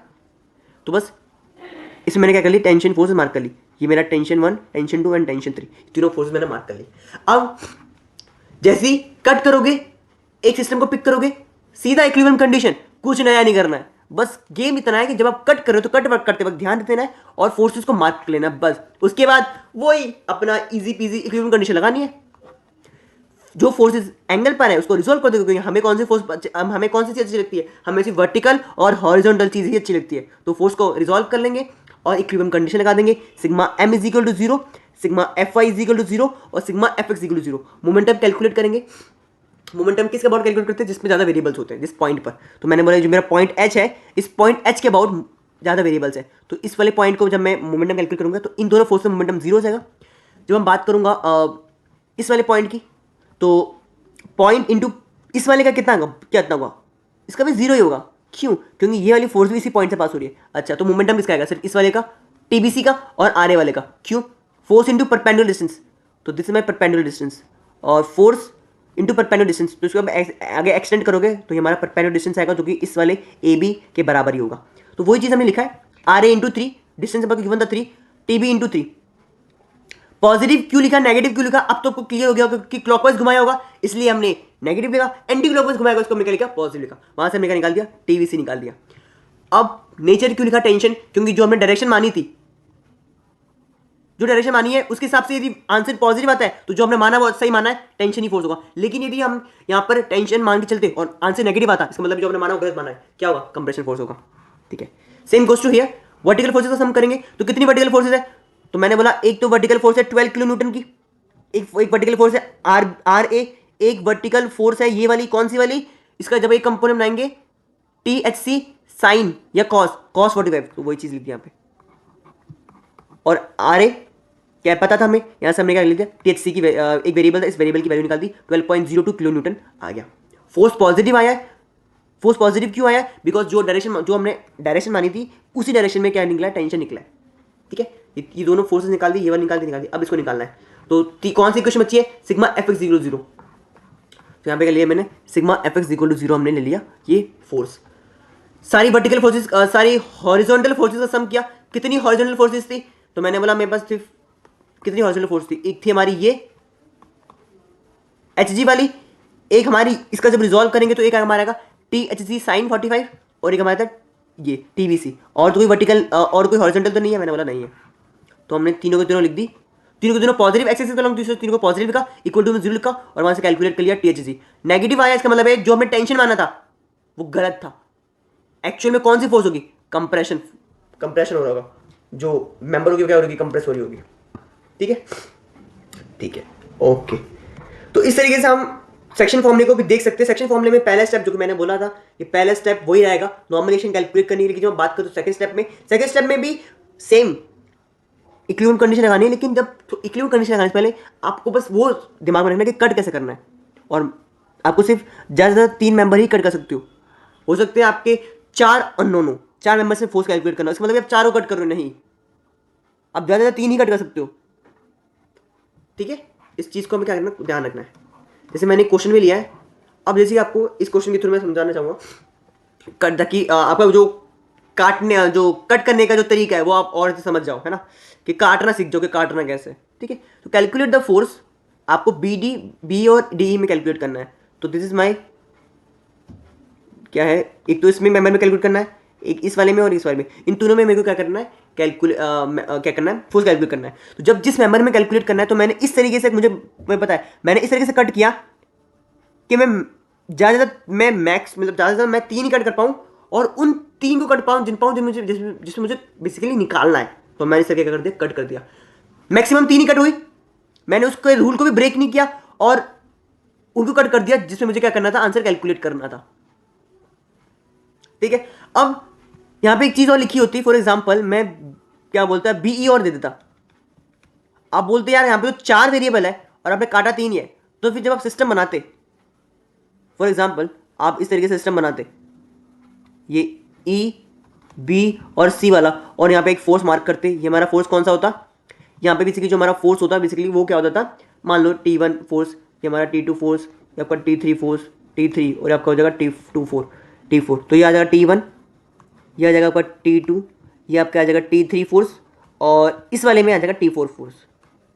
तो किसको पहले प्रेफर करोगे आप, किसको पहले लोगे, इसको, इस वाले लेफ्ट हैंड वाले को लोगे। जब आप लेफ्ट हैंड वाला बनाओगे, इस तरीके से आपने लेफ्ट हैंड वाला बनाया, तो लेफ्ट हैंड वाला इसको इस तरीके से बनेगा, ये हमारा डी पॉइंट है, ये आपका पॉइंट ए होगा, और ये आपका बेसिकली ये पॉइंट F3, ये हमारा F3, F2 और F1। अब आप किसको पहले पिक करोगे, तो आप हमेशा उसको पिक करना जिसमें आपको एक्चुअल में फोर्सेस कैलकुलेट करनी है। बिकॉज यदि आपने ये पिक कर लिया तो इसमें तो तीन ही फोर्स हो गए, आप 3 फोर्स कैलकुलेट करके थोड़ी बैठ जाओगे, आपको तो 3-4 नंबर्स में कैलकुलेट करना है। कट आपने कर दिया, अब आपको इन चारों में क्या लगाना पड़ेगा, इन 4 को कैलकुलेट करना है। तो आप इक्विलिब्रियम कंडीशन लगाओगे वो इस वाले में लगाओगे। ठीक है, तो मैंने, और हो सकता है आमतौर पर इतना नहीं देते, लेकिन यदि दे भी दिया तो उनको हमने समझा दिया कि कट करना है, लेकिन कट करने के बाद आपको किस साइड को पिक करना है वो भी पता होना चाहिए कि आपको लेफ्ट हैंड साइड पिक करनी है कि राइट हैंड साइड पिक करनी है। ठीक है, ओके, आगे बढ़ते हैं, और आगे बढ़ते हैं, और मेरा जो सेकंड टॉपिक है इस यूनिट 2 का, that is my friction. Friction तो बहुत पढ़ा है ना, 11-12 में पढ़ा है, जेई के लिए पढ़ा है, वही चीज अब वापस पढ़ेंगे।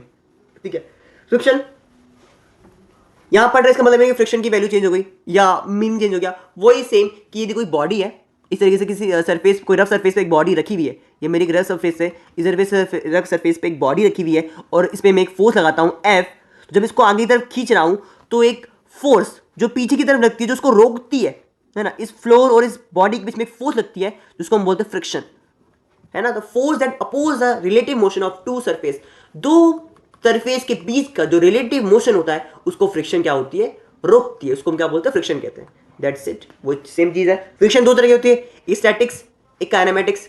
स्टैटिक फ्रिक्शन क्या होती है कि जब बॉडी रेस्ट पे होती है, और बॉडी रेस्ट पर होने, जब रेस्ट पे होती है और तब जो फ्रिक्शन लगता है, that is my static friction.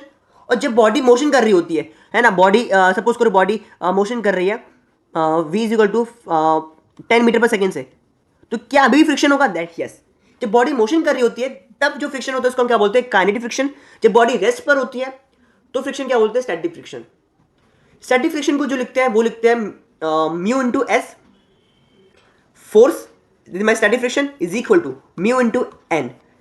Mu S क्या होता है, this is my static coefficient of static friction, और एन क्या होता है, this is my normal reaction. वो होता है ना, ये देखो ये बॉडी का नॉर्मल रिएक्शन है, तो ये एन वो ये नॉर्मल रिएक्शन, ठीक है।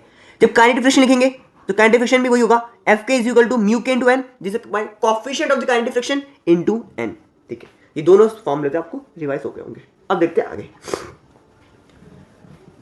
और अब है कुछ law of dry friction. Friction बहुत तरह के होते हैं, लिक्विड फ्रिक्शन होता है, ड्राई फ्रिक्शन होता है, लेकिन हम अपने इसके अंदर सिर्फ ड्राई फ्रिक्शन ही डील करते हैं। तो ड्राई फ्रिक्शन की कुछ लिमिटेशन होती है, और कभी कभी ये 2 मार्क्स में ना लिमिटेशन पूछ लेता है कि write down the law of dry friction, या लिमिटेशन नहीं बोलेंगे, इसको लॉ बोलेंगे कि ड्राई फ्रिक्शन में हम कुछ ना कुछ चीज़ें ना एज्यूम करते हैं। पहली चीज़ क्या एज्यूम करते हैं, पहली चीज़ ये बोलती है the total friction that can be develop in the independent of the magnitude of the area in contact. मतलब ये है, ये जो फ्रिक्शन है, ये फ्रिक्शन इस बॉडी को रोक रही है। तो जब ये बॉडी को रोक रही है, इसका मतलब ये नहीं है कि वो किसी एरिया पे डिपेंड कर रही है। फॉर एग्जांपल यदि कोई छोटा सा ब्लॉक होता, तो छोटे वाले ब्लॉक में जो फ्रिक्शन लग रहा होता और इस वाले ब्लॉक में जो फ्रिक्शन लग रहा होता, तो क्या ये एरिया पे डिपेंड करेगी या नहीं? ये एरिया पे डिपेंड नहीं करती है, ये एरिया की इंडिपेंडेंट है। फर्क नहीं पड़ता है कि जो 2 बॉडी आपस में कनेक्टेड है वो ज्यादा एरिया से कवर्ड है कि कम एरिया से कवर्ड है, एरिया पे डिपेंड नहीं करता है फ्रिक्शन, ठीक है।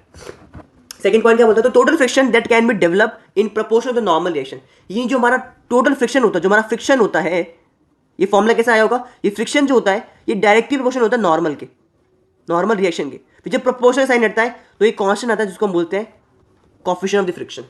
अब यदि स्टैटिक होगा तो स्टैटिक फ्रिक्शन ये एस बन जाएगा, काइनेटिक हो तो यू के बन जाएगा, ठीक है। दूसरा पॉइंट होता है। तीसरा पॉइंट ये बोलता है कि यदि कोई बॉडी है और वो बॉडी स्लो चल रही है, उसका बॉडी है जो कि बॉडी किसी वी वेलोसिटी चल रही है, और एक दूसरी बॉडी है वो भी वी वेलोसिटी चल रही है, लेकिन उसकी स्पीड 10 मीटर पर सेकंड है, इसकी स्पीड 5 मीटर पर सेकंड है। तो क्या जो हमारा फ्रिक्शन होता है, क्या वो वेलोसिटी पे डिपेंड करता है? नहीं, वो वेलोसिटी के इंडिपेंडेंट है। फर्क नहीं पड़ता कि बॉडी 10 मीटर पर सेकंड चल रही है तो उसकी फ्रिक्शन ज्यादा होगा, इसकी फ्रिक्शन कम होगा, नहीं, क्योंकि फ्रिक्शन डिपेंड कर रहा है म्यू और नॉर्मल रिएक्शन पे। वो किसी बॉडी की वेलोसिटी पे डिपेंड नहीं कर रहा है कि वेलोसिटी ज्यादा होगी तो फ्रिक्शन ज्यादा हो जाएगा, नहीं, ठीक है। तो ये 3 एजम्पशंस होते हैं, बहुत इजी है, याद भी हो जाएंगे। फिर आगे बढ़ते हैं आगे, और द सेकंड इज कि एंगल ऑफ फ्रिक्शन और एंगल ऑफ रिपोज और कोन ऑफ फ्रिक्शन। ये तो पढ़ा हुआ है, ये नया है ना, देख लेंगे इसका मतलब क्या। एंगल ऑफ फ्रिक्शन क्या होता है, बेसिकली एंगल ऑफ फ्रिक्शन होता है, पहले डेफिनेशन पढ़ते हैं, the angle which the resultant of limited friction and normal reaction make with normal reaction. क्या लिख दिया? अरे इसका मतलब ये है कि फॉर एग्जाम्पल अभी जिस बॉडी की डायग्राम बना हुआ है, इस डायग्राम के अंदर एक बॉडी पर फोर्स लग रहा है एफ, तो फोर्स आगे तरफ लग रहा है तो फ्रिक्शन पीछे तो लगेगा। ये है हमारा फ्रिक्शन, ये क्या है हमारा फ्रिक्शन, और ऊपर की तरफ क्या नॉर्मल रिएक्शन। तो एंगल ऑफ फ्रिक्शन क्या होता है कि फ्रिक्शन और नॉर्मल रिएक्शन का एक रिजल्टेंट होगा। क्या होगा? एक रिजल्टेंट, जिसको मैंने बोला आर। 2 फोर्सेस का रिजल्टेंट तो निकाल सकते हैं ना, निकाल सकते हैं, निकाल लेंगे। इस रिजल्टेंट का नॉर्मल रिएक्शन के साथ जो एंगल होता है, this is my angle of friction. यानी इस रिजल्टेंट का इस नॉर्मल के साथ जो एंगल होता है वो एंगल ऑफ फ्रिक्शन होता है, वही हमने लिखा है। और ये क्या होता है? वो होता है tan alpha is equal to friction upon में नॉर्मल। फ्रिक्शन क्या होता है? Mu into N. नॉर्मल कितना हो गया? एन, तो एन से एन कट जाएगा तो ये आ जाएगा हमारा म्यू, जिसको हम बोलते हैं tan अल्फा। तो कभी भी आपको एंगल ऑफ, कभी कभी क्या होता है, वो आपको एंगल ऑफ फ्रिक्शन दे देगा। तो यदि आपको एंगल ऑफ फ्रिक्शन देके रखा हुआ है तो आपको tan इनवर्स म्यू करके आप यहां से क्या निकाल सकते हो? म्यू निकाल सकते हो। क्वेश्चन में होगा वो आपको क्या दे देगा? वो आपको एंगल ऑफ फ्रिक्शन दे देगा। तो आप पता होना चाहिए कि angle of friction is directly proportional to the mu, यानी म्यू क्या है? कोएफिशिएंट ऑफ फ्रिक्शन, डायरेक्ट निकाल सकते हो, ठीक है। फिर आता है हमारा angle of repose. Angle of repose क्या होता है? तो वेज है, और ये मेरा एक वेज, और इस वेज नहीं, इसको हम इंक्लाइन प्लेन कहते हैं, और इस इंक्लाइन प्लेन पे एक ब्लॉक रखा हुआ है। तो वो मिनिमम एंगल, अभी ये रेस्ट पर है, लेकिन जैसे जैसे फॉर एग्जांपल मैं इस वाले एंगल पे, वो रेस्ट पे था, लेकिन मैं इसका एंगल इंक्रीज किया, उस वो एंगल, वो मिनिमम एंगल जहां पर वो ये ब्लॉक स्लाइड करना स्टार्ट कर जाए। पहले मेरा इस तरीके से था, है ना, ब्लॉक वो ऐसे पड़ा हुआ था, रेस्ट पे था, फिर मैंने इसका एंगल और इंक्रीज किया, तो जैसे मैंने एंगल इंक्रीज किया वो स्लाइड होना स्टार्ट कर दिया। तो वो मिनिमम एंगल जहां पर वो ब्लॉक नीचे की तरफ स्लाइड होना स्टार्ट हो जाए, गिरना स्टार्ट हो जाए, उसको बोलते हैं angle of repose. Angle of क्या बोलते हैं? रिपोज कहते हैं। और ये जो एंगल ऑफ रिपोज होता है, जिसको हम tan थीटा आर भी सकते हैं, वो म्यू के बराबर ही होता है। तो म्यू क्या होता है सर, म्यू तो tan अल्फा होता है, तो tan अल्फा होता है, तो यहाँ पे थीटा यानी एंगल ऑफ रिपोज बराबर हो जाएगा किसके, एंगल ऑफ फ्रिक्शन के। तो एंगल ऑफ रिपोज और एंगल ऑफ फ्रिक्शन क्या होता है, बस में बराबर होते हैं, ठीक है। कोन ऑफ फ्रिक्शन बेसिकली क्या है, ये कोन ऑफ फ्रिक्शन क्या है, तो बेसिकली कोन ऑफ फ्रिक्शन समझते हैं, कोन ऑफ फ्रिक्शन क्या है। कोन ऑफ फ्रिक्शन ये बोलते हैं कि जैसे कि आपका जो नॉर्मल और फ्रिक्शन का जो रिजल्टेंट था, ये हमारा रिजल्टेंट रिएक्शन था, ये हमारा रिजल्टेंट था, ये रिजल्टेंट फोर्स इस नॉर्मल के अबाउट जब ऐसे रोटेट करती है तो ये कोन फॉर्म करती है, इसको कोन फ्रिक्शन कहते हैं। तो कोन फ्रिक्शन क्या है, the resultant is rotate about the normal, जब वो नॉर्मल के अबाउट रोटेट करती है इट विल फॉर्म अ कोन, तो एक कोन फॉर्म करती है। देखो ये इस तरीके से रोटेट होगी, इस तरीके से कोन फॉर्म करेगी, ये इस तरीके से इस तरीके से इस तरीके से रोटेट होना स्टार्ट करती है, जैसे जैसे ये रोटेट होगी एक कोन फॉर्म करेगी, और ये जो कोन फॉर्म कर रही है इसी को हम क्या बोलते हैं, कोन ऑफ फ्रिक्शन कहते हैं। और इसका कुछ ना कुछ एंगल होता है, ये मान लेते हैं फाई, तो ये भी हमारा कोई फाई होगा, ठीक है। तो इस तरीके से एक कोन फॉर्म करती है, इसको हम क्या बोलते हैं, कोन ऑफ फ्रिक्शन कहते हैं। कुछ टर्म्स है, ठीक है। आगे बढ़ते हैं, सबसे पहले हम डेरिवेशन देख लेते हैं, और फिर डेरिवेशन के बाद फिर हम अपने न्यूमेरिकल्स पे जाएंगे, और फिर जो भी 3 टाइप्स थे वो सारे न्यूमेरिकल्स कंप्लीट करेंगे। ये डेरिवेशन है, और मैं बोलूँ तो ये डेरिवेशन इंपॉर्टेंट है बिकॉज ये एक ही डेरिवेशन है और ये आ जाती है एग्जाम में, बहुत ईजी है, बहुत ईजी वे में समझेंगे। बेल्ट ड्राइव डेरिवेशन कहती क्या है, देखो बेल्ट ड्राइव डेरिवेशन ये कहती है, ये मतलब है क्या बेसिकली, ये बेसिकली क्या होता है, ये ना टेंशन का रेशियो होता है, दो टेंशन का जो रेशियो होता है वो बताता है कि दो टेंशन का रेशियो क्या होगा, वो ये कैलकुलेशन के बाद हमें पता लगेगा क्या होता है, ठीक है। इसको हम belt friction ratio of tension में कहते हैं। तो जैसे ही लिखा होगा टेंशन रेशियो समझ जाएंगे यार बेल्ट का फ्रिक्शन का ही डेरिवेशन है। तो डेरिवेशन क्या बोलती है, ये बोलती है कि हम एक पुली एज्यूम करते हैं, एक पुली है, ये पुली रोटेशनल पुली है। तो जब हम बात करते हैं रोटेशनल पुली की, तो पता जब एक नॉर्मल पुली होती है, नॉर्मल पुली से इस तरीके से रस्सी जारी होती है, तो इसमें यदि टेंशन टी होता है तो इसमें भी टेंशन क्या होता है, टी होता है नॉर्मल पुली में। जब हम बात करते हैं रोटेशनल पुली में, तो रोटेशनल पुली में क्या होता है, टेंशन अलग अलग होता है। तो मैंने माना कि इस वाले पॉइंट पर, इस पॉइंट ए पर टेंशन कितना है T2, और ये हमारा पॉइंट बी है, इसका टेंशन कितना है T1, और ये पुली क्योंकि रोटेशनल पुली है तो उसका रेडियस कितना है R। तो T1 tension T2 tension mark किया, दोनों अलग अलग क्यों है, क्योंकि रोटेशनल पुली और रोटेशनल पुली में क्या होता है, टेंशन हर एक रस्सी पर, मतलब जो रोप है इस रोप पे हर एक पॉइंट पर टेंशन क्या होगा, अलग अलग होगा। इसका रेडियस हमने R माना, और मैंने मान लिया इस पॉइंट ए से इस पॉइंट बी तक का जो एंगल है दैट इज माई बीटा, ये बीटा लिखा हुआ है, दिस माई बीटा, ठीक है। तो बेसिकली मुझे क्या करना है, इसमें टेंशन कैलकुलेट करना। तो मैंने बोला यार यहां से पॉइंट ए से पॉइंट बी तक तो यार ये तो बहुत वेरी कर रहा है, तो हम क्या करेंगे, छोटा सा पोर्शन कैलकुलेट करेंगे, और हम एक छोटे सा पोर्शन में टेंशन कैलकुलेट कर लेंगे, तो हम फिर तो इंडिकेट करके पॉइंट ए से पॉइंट बी के लिए निकाल सकते हैं। मैंने बोला बिल्कुल। अब इस छोटे से पोर्शन को कैसे कैलकुलेट करेंगे, बहुत ईजी है। देखो सबसे पहले हम क्या लिखेंगे, सबसे पहले हम इस डी थीटा को, एक डी थीटा का पोर्शन का क्या हमने एज्यूम किया कि एक छोटा सा पोर्शन लिया डी थीटा, जिसको मैंने पॉइंट ए और पॉइंट बी स्मॉल ए स्मॉल बी मार्क कर दिया, ठीक है। अब क्योंकि यहाँ पे भी कहीं ना कहीं रोप होगी तो टेंशन होगा, तो मैंने माना इस वाले एंड के पास टेंशन टी है, और जस्ट हल्का सा इधर की तरफ जो रोप है इसमें टेंशन क्या है, डी प्लस डी टी। ये पहली बात तो डी टी को ऐड क्यों किया, क्योंकि इसलिए मैं मान के चल रहा हूँ कि ये जो व्हील है ये क्लॉकवाइज रोटेट हो रही है, और ये क्लॉकवाइज तभी रोटेट हो सकती है जब ये वाला टेंशन ज्यादा हो। जैसे ही रस्सी नीचे ऐसे नीचे खींचेगी, ये व्हील ऐसे रोटेट होगी, तो कहीं ना कहीं इस वाले एंड की तरफ टेंशन ज्यादा होगा। तो यदि यहाँ पे सपोज करो 12 न्यूटन है, तो कहीं से थोड़ा सा ज्यादा होगा, 30 न्यूटन होगा, तो हमने मान लिया डी थीटा इज माई, इधर की तरफ टेंशन थोड़ा सा ज्यादा होगा, इस एंड पर टेंशन ज्यादा होगा, ठीक है। अब बढ़ते हैं एंगल। तो यदि मैंने यहाँ पे डी थीटा लिया है तो यहाँ पे मैं हाफ एंगल लूंगा, डी थीटा बाई 2 और डी थीटा बाई 2, इस तरीके से मैंने मार्क कर लिया। अब क्योंकि यहां पर रोप और व्हील दोनों रोटेट हो रही है, तो इनके बीच में एक फ्रिक्शन क्रिएट हो रहा होगा, और क्योंकि बॉडी क्लॉकवाइज रोटेट हो रही है तो फ्रिक्शन क्या लगा रहा होगा, ऐसे बॉडी रोटेट हो रही है ना, तो फ्रिक्शन क्या लगा होगा, अपोजिट। तो फ्रिक्शन क्या लगा दिया हमने, अपोजिट, जिसको मैंने माना DF is my opposite friction. Backward लग रहा है और छोटे पार्ट के लगा रहे थे, डीएफ यूज किया, ठीक है। जैसे हमने मार्क किया, डीएफ क्या होगा, mu is equal to mu into N होगा, बिकॉज इन दो के रोप और व्हील के बीच में एक कॉन्टैक्ट फोर्स लगी, एक ये व्हील है, ये व्हील है, और ये हमारी क्या रोप, तो इनके बीच की एक नॉर्मल रिएक्शन क्या होगी, प्रेजेंट होगी। तो मैंने मान लिया D is my normal reaction, ठीक है, ठीक है। अब हमने क्या लगा दी, अब हमने लगा दी equilibrium condition, sigma F X equal 0, sigma F Y equal 0। जितनी भी वर्टिकल फोर्सेज सबका सम किया, जितनी भी हॉरिजॉन्टल फोर्सेज है सबका हमने सम किया। ये एंगल पे 3 को रिजॉल्व किया, तो एक कंपोनेंट बनेगा हमारा टी कॉस थीटा बाई 2, एक बनेगा हमारा vertical component T sine theta by 2, same इधर बनेगा T cos T plus D T cos theta by 2, और एक बनेगा T plus D T sine theta by 2। ऐसे आप वर्टिकल हॉरिजॉन्टल कंपोनेंट बना लोगे, ठीक है। सबसे पहले मानेंगे हम जितनी भी हॉरिजॉन्टल फोर्सेज है, तो एक मेरी ये बनेगी जो कि हम लेंगे नेगेटिव में, फिर एक होगा हमारा ये वाला D plus D T cos जो कि पॉजिटिव लेंगे, और एक हमारा डी एफ जो कि नेगेटिव है, इसको लिया, तो ये मैंने पहली इक्वेशन हमने यहाँ पे क्रिएट कर ली। सेम गोज टू ये वर्टिकल फोर्सेज कौन कौन सी थी, एक तो नॉर्मल दो की ऊपर की तरफ है और एक ये वाली T sine theta by two, D theta by two, तो sine T sine theta by two, और एक ये वाली होगी क्योंकि दोनों नीचे की तरफ है, दोनों को नेगेटिव लिया है, और T plus D T sine theta by to, ये हमारी क्या होगी, तीसरी फोर्स होगी। तो ये हमने क्या लिख दिया, पहली दूसरी तीसरी तीनों फोर्सेस लिख दिया, और तो कोई वर्टिकल फोर्सेस है नहीं, इक्वल टू में जीरो ले लिया। ये हमने इक्वेशन नंबर 1 और ये हमारी इक्वेशन नंबर 2 बन गई। अब अगर इनको सॉल्व करना है, सॉल्व करने से पहले क्योंकि हमने यहाँ पे थीटा डी थीटा बहुत छोटा माना है, तो जब मैंने डी थीटा बहुत छोटा माना है तो मुझे पता है हम फिजिक्स में पढ़ते हैं कि जब भी हमारा एंगल बहुत छोटा होता था तो हम मानते थे कि साइन थीटा अप्रॉक्सली थीटा हो जाता है, साइन थीटा और टेन थीटा अप्रॉक्सली क्या हो जाता है, थीटा हो जाता है। जब तो साइन थीटा को अप्रॉक्सली थीटा मान सकते हैं, लेकिन हम बात करते हैं कॉस थीटा की, तो कॉस थीटा अप्रॉक्सली थीटा नहीं होता, कॉस थीटा अप्रॉक्सली 1 होता है। ऐसा क्यों, ये ऐसा ऐसा होता है बिकॉज कॉस का मिनिमम एंगल, यदि आप कॉस का देखोगे तो मिनिमम कितना हो सकता है, यदि मैं इस एंगल को मिनिमम लूँ तो मिनिमम 0 हो सकता है, तो कॉस 0 भी लोगे ना तो कॉस 0 1 के बराबर आएगा। इस वजह से क्या होता है, कॉस का जो मिनिमम एंगल भी होगा तो वो 1 के बराबर ही होगा, तो बेसिकली क्या कॉस 0 क्या होगा, 1 के बराबर होगा। तो आप साइन थीटा को अप्रॉक्सी थीटा लेते हो, वहीं पर ही आप कॉस थीटा को क्या लोगे, 1 के बराबर लोगे। तो साइन डी थीटा बाई 2 को लोगे डी थीटा बाई 2, क्योंकि साइन थीटा अप्रॉक्सी थीटा होता है, तो यहाँ पे डी थीटा बाई 2 है, तो यहाँ पे डी थीटा बाई 2 ही लोगे। लेकिन जब हम बात करेंगे कॉस थीटा की, तो कॉस थीटा को लोगे 1 के बराबर लोगे, तो वही हमने यहाँ पे 1 यहाँ पे 2 मार्क कर दिया। अब हम बढ़ते हैं आगे।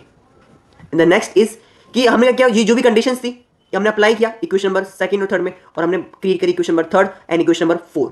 जैसे इक्वेशन नंबर 3 और 4 निकाली, डीएन की वैल्यू, इस वाली वैल्यू डीएन क्या हो गया, डी थीटा, इसको हमने थर्ड इक्वेशन में पुट कर दिया, तो डीएन पुट इन थर्ड, जैसे पुट किया ये हमारी इक्वेशन नंबर 5 आ गई।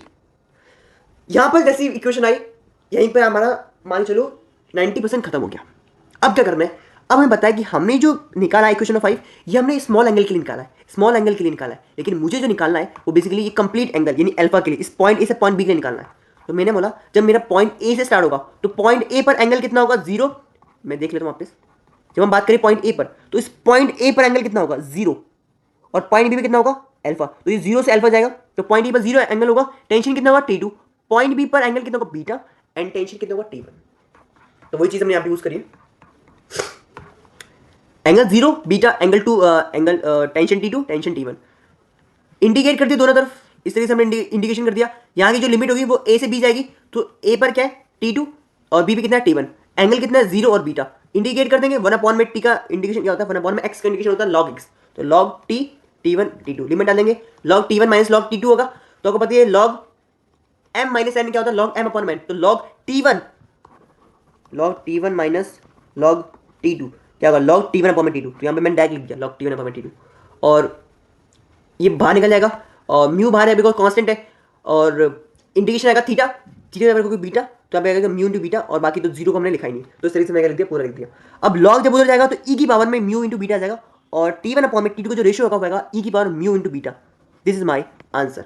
तो बेसिकली क्या है, इस पूरे जो आप डेरिवेशन करते हो, डेरिवेशन से आपको टेंशन का रेशियो मिलता है, और वो टेंशन का रेशियो कितना है कि ई की पावर म्यू यानी वो फ्रिक्शन पे, कोएफिशिएंट ऑफ फ्रिक्शन पे डिपेंड करता है, और बीटा यानी जो एंगल है उस व्हील का जो एंगल है, इसलिए जो ये एंगल है इस एंगल पे डिपेंड करता है। तो ये रेशियो आपको दिमाग में रखना है, ठीक है। और डेरिवेशन भी बहुत इजी है, आपने पहले क्या किया, जैसे आपने ये छोटा सा पार्ट मार किया, उसके बाद तो sigma F x 0 F I 0 गई, दोनों दो इक्वेशन बनाई, फिर इसमें स्मॉल एंगल लगाया, स्मॉल एंगल लगाने के बाद आपने इक्वेशन 3 इक्वेशन 4 को गेट किया, उसके बाद आपने सॉल्व करके इक्वेशन 5 तक पहुंचे, फिर आपने कंप्लीट व्हील के लिए कैलकुलेट किया, और कैलकुलेट करने के बाद हमें आंसर अपना मिल गया, ठीक है। अब ये डेरिवेशन हो चुकी है, अब हम पढ़ रहे हैं अपने न्यूमेरिकल्स की तरफ।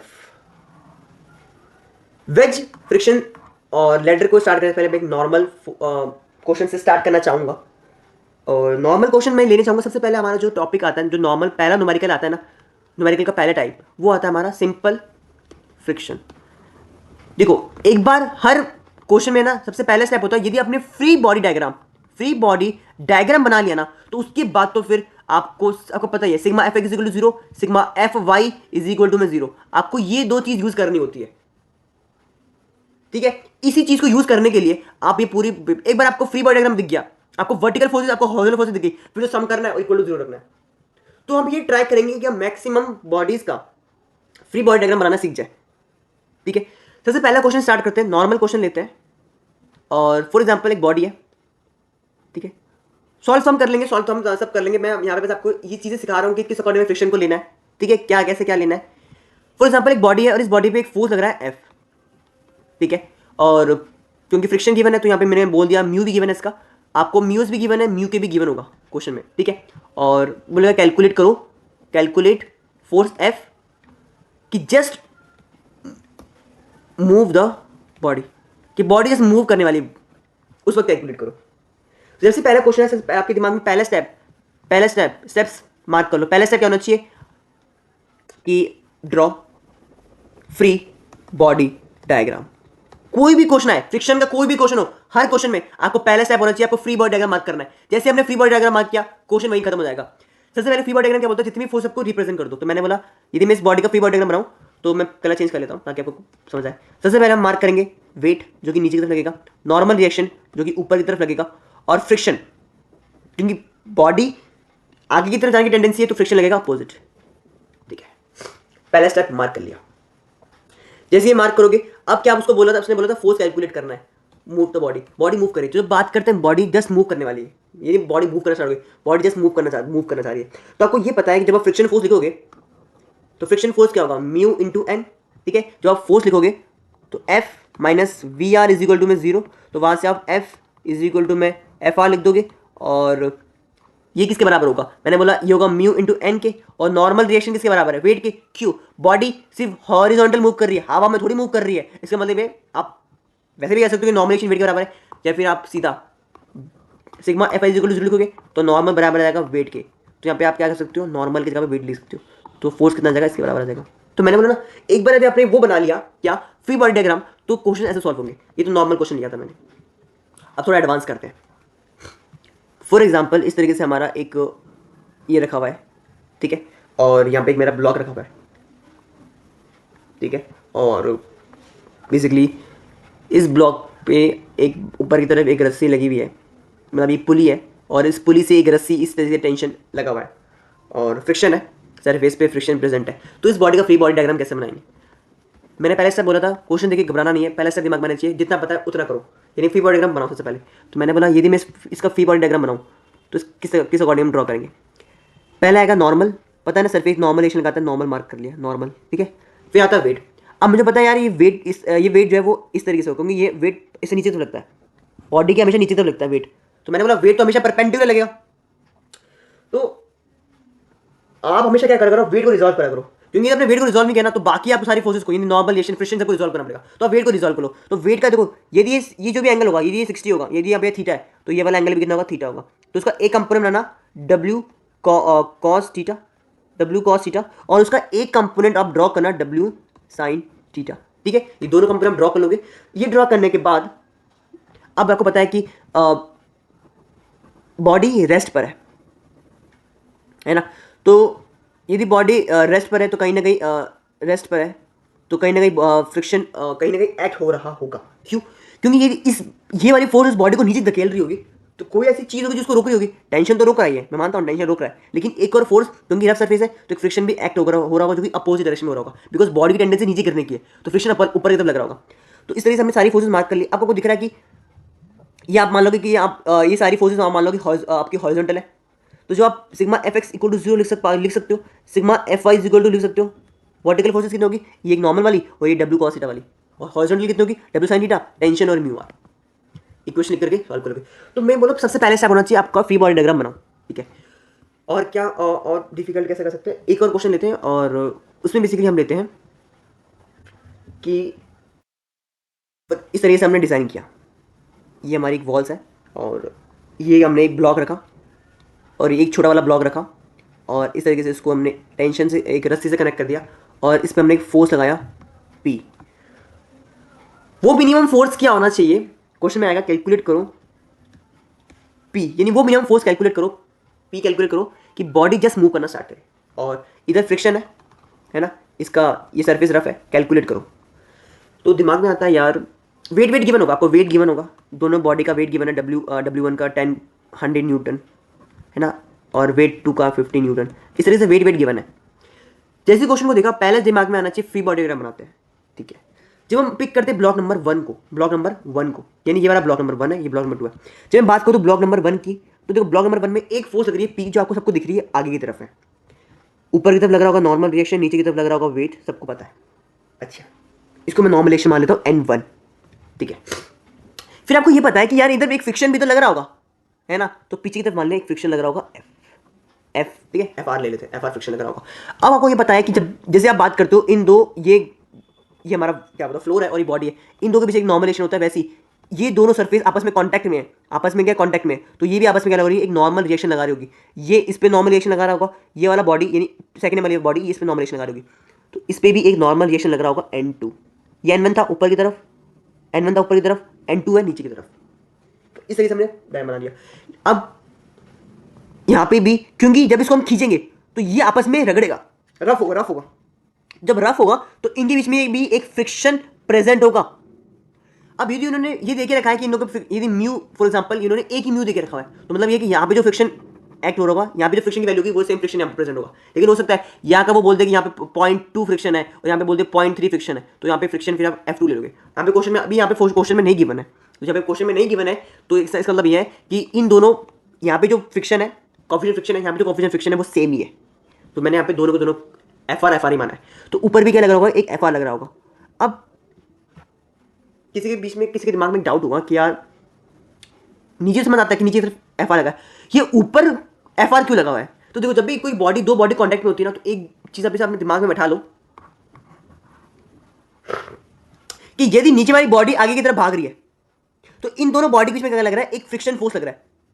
तो फ्रिक्शन फोर्स क्या बोलता है, फ्रिक्शन फोर्स यहां पे होता है जोड़ने वाला। फ्रिक्शन फोर्स बोलता है, फ्रिक्शन फोर्स इस ब्लॉक को बोलता है कि मैं इसको रोकता हूं और तू भाग। तो मतलब ये है कि ऊपर वाले ब्लॉक को, ऊपर वाले ब्लॉक में तो फ्रिक्शन आगे की तरफ लगता है, उसको बोलता है भाई तू तो भाग, तुझे सपोर्ट करूंगा और इसको मैं रोकूंगा।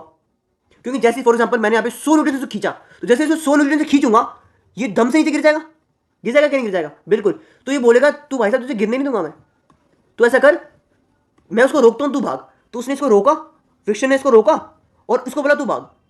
तो जब आप इस बॉडी का सेकंड वाले ब्लॉक का जब आप डायग्राम बनाओगे इस तरीके से, जब आप सेकंड वाले ब्लॉक का डायग्राम बनाओगे तो इसमें क्या होगा, वही नॉर्मल रिएक्शन ऊपर की तरफ होगी N2, ठीक है। बाकी इसका जो वेट होगा नीचे की तरफ W2 वो तो होगा, लेकिन एक जो फ्रिक्शन मैंने बोला था वो आगे की तरफ होगी। किस वाले ब्लॉक में, इस 2 वाले ब्लॉक में, क्योंकि फ्रिक्शन क्या बोल रहा होगा इसको कि भाई तू तो भाग, इसको मैं रोकता हूं, तो इसका फ्रिक्शन क्या होगा, आगे की तरफ होगा। तो जब दो बॉडी कांटेक्ट में होती है तो आप इस तरीके से क्या होगा, फोर्स मार्क करोगे, ठीक है। तो मैक्स टू मैक्स इतने हमारे बनते हैं, इतने तरीके से वैरायटी वो पूछ सकता है। बाकी जैसे आप फ्री बॉडी डायग्राम बनाओगे आपको वर्टिकल हॉरिजॉन्टल फोर्स दिखने लगेगी। यदि कोई फोर्स एंगल पर हो तो रिजॉल्व कर लेना, और रिजॉल्व करने के बाद वर्टिकल फोर्सेस का सम करना, हॉरिजॉन्टल फोर्सेस और वर्टिकल फोर्सेस का सम करके, हॉरिजॉन्टल वर्टिकल फोर्सेस का सम करके और इक्वल टू में 0 लगा देना। यानी आपको sigma F X is equal to 0 और sigma F Y is equal to 0 आपको लगाना है। कभी कभी क्या होता है, रोलिंग बॉडी भी आ जाती है, मतलब फॉर एग्जांपल रोलिंग मतलब कि आपको इस तरीके से आपको एक रोलिंग दे देगा, ऐसे इंक्लाइन प्लेन है और इस तरीके से एक व्हील है और से रोटेट हो रही है, पीछे से फ्रिक्शन लग रहा होगा। तो जब रोटेशनल बॉडी हो तो रोटेशनल बॉडी के अंदर आप क्या करना, रोटेशनल बॉडी हो तो उस केस में क्या करना, आप sigma F X equal to 0 लगाते हो, आप sigma F Y equal to 0 लगाते हो, आप मोमेंटम में लगाओगे क्योंकि बॉडी क्या हो रही है, रोटेट हो रही है। तो सेंटर के बाद क्या करोगे, आप मोमेंटम कैलकुलेट करोगे और कैलकुलेट करके ये तीनों कंडीशन लगाओगे। तो जब रोटेशन का केस है दैट केस, उस केस में आपको ये यूज करना है, वरना आपको यूज नहीं करना है, ठीक है। The second topic is wedge friction. नया दिख रहा है और इजी है, बहुत इजी में समझाऊंगा मैं आपको, एक न्यूमेरिकल के तो समझाएंगे ताकि आपको प्रॉपर से समझाए। वेज फ्रिक्शन है क्या बेसिकली, तो पहले वेज फ्रिक्शन का एक एनालिसिस लेते हैं, वेज फ्रिक्शन है क्या। वेज फ्रिक्शन को हम बोले तो जुगाड़ होता है, इसको जुगाड़ कहते हैं। जुगाड़ मतलब कि फॉर एग्जांपल कि हम ऐसे फॉर एग्जांपल हमारी टेबल होती है, टेबल पे ऐसे ये हमारे ऐसे टेबल होती है, टेबल हो सकता है कभी से कभी टूट जाती है कॉर्नर से, है ना, तो ये अनबैलेंस हो जाती है। तो उसको बैलेंस आउट करने के लिए हम यहाँ पे एक है ना छोटा सा कागज लगा देते हैं ताकि है ना ये ना तरह मतलब ये अनबैलेंस ना हो। तो ये जो छोटा सा ये लगा देते हैं, तो इसी को हम क्या बोलते हैं, वेज कि हमने इसको सपोर्ट करने के लिए कोई चीज़ लगा दी।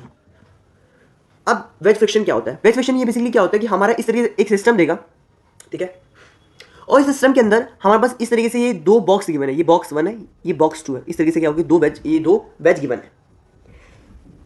अब इस वाले ब्लॉक को हम 400 से इधर फोर्स लगा रहे हैं और एक पी फोर्स इधर से लगा रहे हैं, तो ऊपर से भी फोर्स लग रहा है, इधर से फोर्स लग रहा है, तो आपस में क्या हो रहा है, ये दोनों क्या हो रहे हैं, इस तरीके से क्या हो रहे हैं, ये इस तरीके से क्या हो रहे हैं, कॉन्साइड हो रहे हैं, है ना। ये जो भी प्लेन है, इंक्लाइन प्लेन है, इस प्लेन पे क्या है, आपस में क्या हो रहा है, एकदम सपोर्ट हो रहे हैं। ये इधर से पुश कर रहा है, ये ना, ये इधर से पुश कर रहा है, ये इधर से नीचे नीचे पुश कर रहा है ना, ऊपर नीचे से पुश कर रहे हैं, तो आपस में क्या है, ये बैलेंस आउट हो रहे हैं, ठीक है। अब इसको सॉल्व कैसे करते हैं? तो देखो पहला स्टेप आपके दिमाग में क्या होना चाहिए, पहला स्टेप होना चाहिए, पहला स्टेप जो कि मैंने बोला था, जो भी क्वेश्चन है आपको एफबीडी बनाना है, यानी फ्री बॉडी डायग्राम बनाना है। कैसे बनाना है मैं बताऊंगा, बहुत इजी तरीके से समझाऊंगा। फ्री बॉडी डायग्राम बनाना है, जैसे आपके दोनों ब्लॉक्स का, पहले वाले ब्लॉक नंबर 1 और 2 का फ्री बॉडी डायग्राम बन गया, फिर आपको सीधा उस ब्लॉक को पकड़ना है जिस ब्लॉक के अंदर वेरिएबल्स कम है, और फिर उसके अंदर आपको क्या लगानी है, इक्विलिब्रियम कंडीशन लगानी है, खत्म। Sigma F equal to 0, sigma F Y equal to 0, ठीक है। जैसे कि फॉर एग्जांपल आप इस वाले क्वेश्चन को लिया मैंने, इस क्वेश्चन में हम सबसे पहले फ्री बॉडी डायग्राम बनाते हैं। सबसे पहले मैंने इस वाले ब्लॉक को लिया है ना, इस पी वाले ब्लॉक को लिया, इस वाले ब्लॉक नंबर 1 को लिया। जब मैंने इस ब्लॉक नंबर 1 को लिया, सबसे पहले आपके दिमाग में आना चाहिए फोर्सेस। तो आपको पता है इस वाले ब्लॉक पे जो पहला फोर्स होगा वो नॉर्मल रिएक्शन होगा। ये वाला फ्लोर इस पे एक नॉर्मल रिएक्शन लगा रहा होगा N1। तो मैंने क्या किया, इस वाले पे मैंने इसको N1 मार्क कर लिया कि इस वाले, ये वाला जो फ्लोर है इस पे N1 फोर्स लगा रहा होगा, N1 फोर्स हमें कर ली, मैंने मार्क कर ली। P फोर्स ऊपर से लग रही थी, मैंने P फोर्स हमें मार्क कर ली। सबसे पहले आपको जितनी भी एक्सटर्नल फोर्सेज है, यानी जो भी बाहर से फोर्स लग रही है, और जो ये फ्लोर लगाते हैं, ये जो नॉर्मल रिएक्शन हुई, सब मार्क कर लो। ये नॉर्मल रिएक्शन मार्क कर ली। जब भी दो बॉडी आपस में कांटेक्ट में होती है, ये भी आपस में एक नॉर्मल रिएक्शन लगाती है, तो मैंने मान लिया ये जो नॉर्मल रिएक्शन लगा रही है जिसमें N2, तो यहाँ पे मैंने क्या लगा दिया, N2 नॉर्मल रिएक्शन मार्क कर दी। तो N1 मार्क कर दिया, N2 मार्क कर दिया, सरफेस के परपेंडिकुलर फोर्सेज होती दोनों। ये मार्क करने के बाद अब आती है फ्रिक्शन फोर्स। ये रफ सरफेस है, तो जैसी देखो फॉर एग्जांपल ये फोर्स ज़्यादा है, एज्यूम करके चलो ये फोर्स ज़्यादा है, तो जैसे ये नीचे तरफ, ये फोर्स बहुत ज़्यादा है, इसलिए इसको नीचे तरफ धक्का दे दिया, तो जैसे ही नीचे तरफ जाएगा, इसका मोशन है नीचे की तरफ, क्योंकि ये फोर्स P फोर्स इसको नीचे की तरफ फोर्स लगा रही है, इसका मोशन नीचे की तरफ है, तो फ्रिक्शन फोर्स ऊपर की तरफ लगेगा, ऊपर की तरफ। तो ये फ्रिक्शन फोर्स इधर ऊपर की तरफ क्या लग जाएगा, ये F1 फोर्स क्या लग जाएगा, ऊपर की तरफ, ये ऊपर की तरफ F1 फोर्स लग जाएगा, ठीक है। अब क्योंकि ये दोनों बॉडी आपस में कांटेक्ट में होती है, जब दो बॉडी आपस में कांटेक्ट में होती है, नॉर्मल रिएक्शन तो होता ही है, लेकिन एक और फोर्स जो प्रेजेंट होती है फ्रिक्शन फोर्स, तो इनके बीच में क्या लगा होगा, फ्रिक्शन फोर्स भी लग रहा होगा। अच्छा, अब वो फ्रिक्शन फोर्स कहां की तरफ होगा, ऊपर की तरफ या नीचे की तरफ?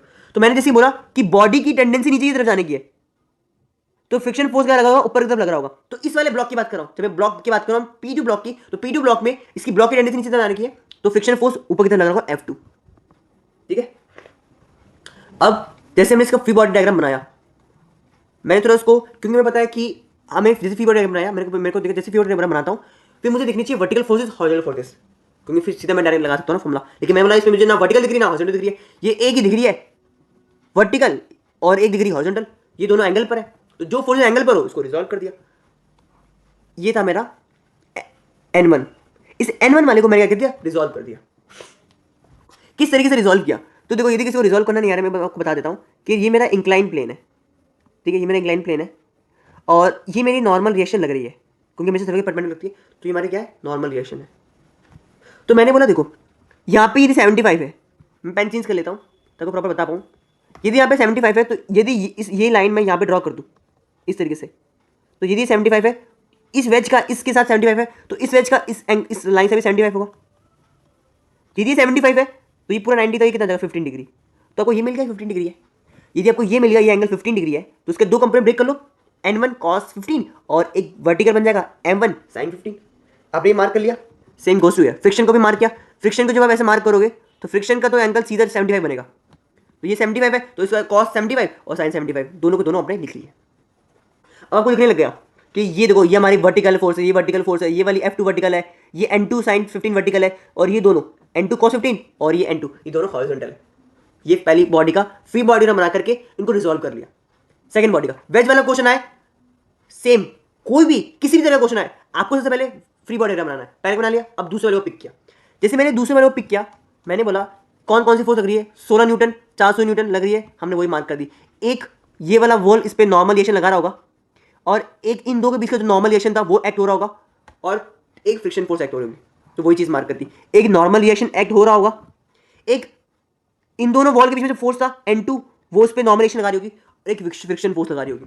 अब फ्रिक्शन फोर्स नीचे की तरफ क्यों है, हमेशा ध्यान रखना दो बॉडी के बीच में यदि फ्रिक्शन फोर्स प्रेजेंट तो हमेशा इक्वल एंड अपोजिट होगी। यदि मैंने ये माना है कि जैसे हमने बोला कि इस वाले बॉडी पर ये जो ब्लॉक नंबर 1 है, इस पे जो फोर्स है ये ऊपर की तरफ है ब्लॉक नंबर 1 में, तो ब्लॉक नंबर 2 में जो फ्रिक्शन फोर्स होगा नीचे की तरफ होगा। जैसे normal reaction equal and opposite थी, इसका इनवर्ट था तो इसका इस तरफ था, इसका लेफ्ट हैंड साइड था N2 तो इसका राइट हैंड साइड था N2। वैसे फ्रिक्शन फोर्स यदि एक का अपवर्ड है तो एक का डाउनवर्ड होगा F2। तो अभी कंफ्यूजन होगा तो एक का निकालो, दूसरा हमेशा अपोजिट होगा। मार्क कर लिया, फ्री बॉडी डायग्राम बना लिया, क्योंकि इसमें तो रिजॉल्व करने की जरूरत नहीं थी। अब आपको जैसे आप मार्क कर लोगे, आपको दो ब्लॉक है आपके पास, तो कौन से ब्लॉक को पहले पिक करें? तो हमेशा उस ब्लॉक को पहले पिक करो जिस ब्लॉक में अननोन्स कम हो, ताकि जब आप sigma F x zero sigma F x zero लगाओगे तो वेरिएबल्स कम होंगे, तो इक्वेशन जल्दी सॉल्व होगी। तो मैंने बोला किसको पहले रिजॉल्व करें, तो मैंने बोला इसमें कितने वेरिएबल्स है, एक F2 फ्रिक्शन वेरिएबल, इसमें F3 भी था, या आपस में सरफेस में कॉन्टैक्ट में ना, तो F3 भी फ्रिक्शन होगा, तो मैं यहाँ पे मार्क कर दिया F3। तो F2 और F3 वेरिएबल होगा, N2 N3 ये तो इसी में आ गया ना। F2 जब लिखोगे तो म्यू इंटू N2 लिखोगे तो नॉर्मल ये दोनों इस वाले फ्रिक्शन में आ जाएंगे। तो यहाँ पे दो वेरिएबल्स है F2 और F3। अच्छा इसमें कितने वेरिएबल्स है, तो एक तो F1 वेरिएबल है, एक F2 वेरिएबल है और एक P तो वेरिएबल है। तो यहाँ पे तीन वेरिएबल्स है, इसमें दो वेरिएबल्स है, तो किसमें वेरिएबल्स कम है, ब्लॉक नंबर 2 में वेरिएबल्स क्या है, कम है। तो ब्लॉक नंबर 2 में सबसे पहले मैं क्या लगाया, condition of equilibriums, sigma F X equal to 0, vertical forces और हॉरिजॉन्टल फोर्सेस लगाया। सबसे पहले सिग्मा एफ एक्स, हॉरिजॉन्टल कितनी है 400 न्यूटन, F3 और एक N2, इन तीनों को लिख दिया विद साइन, पॉजिटिव है तो पॉजिटिव लिया, नेगेटिव है तो नेगेटिव लिया। ठीक है, इक्वेशन फर्स्ट बना ली। सेकंड सिग्मा एफ आई लिखा, वर्टिकल फोर्सेस कितनी थी, तो मैंने बोला एक N3 थी, N3 पॉजिटिव लेंगे, 1600 नेगेटिव में लेंगे और F2 भी नेगेटिव लेंगे। तो इस तरीके से मैंने लिया, सारी सारी फोर्सेस लिख ली और यहाँ से मैंने लिख दिया सेकंड इक्वेशन लिख ली। सॉल्व करी, सेकंड फर्स्ट इक्वेशन सॉल्व किया और N2 और N3 कैलकुलेट कर लिया, क्योंकि दो इक्वेशन दो वेरिएबल थी, कैलकुलेट आसानी से हो जाएगा। ठीक है, नाउ अब हमने लिया ब्लॉक नंबर 1। जैसे हम ब्लॉक नंबर 1 लेंगे, ब्लॉक नंबर 1 के लिए कैलकुलेट किया, उसके लिए sigma F x 0 sigma F equal 0 लिखा है। कितनी वर्टिकल फोर्सेस इसमें और कितनी हॉरिजॉन्टल है, तो देखो एक तो N2 हॉरिजॉन्टल है, एक N2 cos 15 हॉरिजॉन्टल है, सॉरी N1 है, sorry not N2 N1 cos 15 horizontal है, और कौन से हॉरिजॉन्टल है, F1 cos 75 भी हॉरिजॉन्टल है। तो ये हमने हॉरिजॉन्टल फोर्सेस लिख दी और इक्वल टू 0 का वहाँ से मैंने N1 निकाल दिया।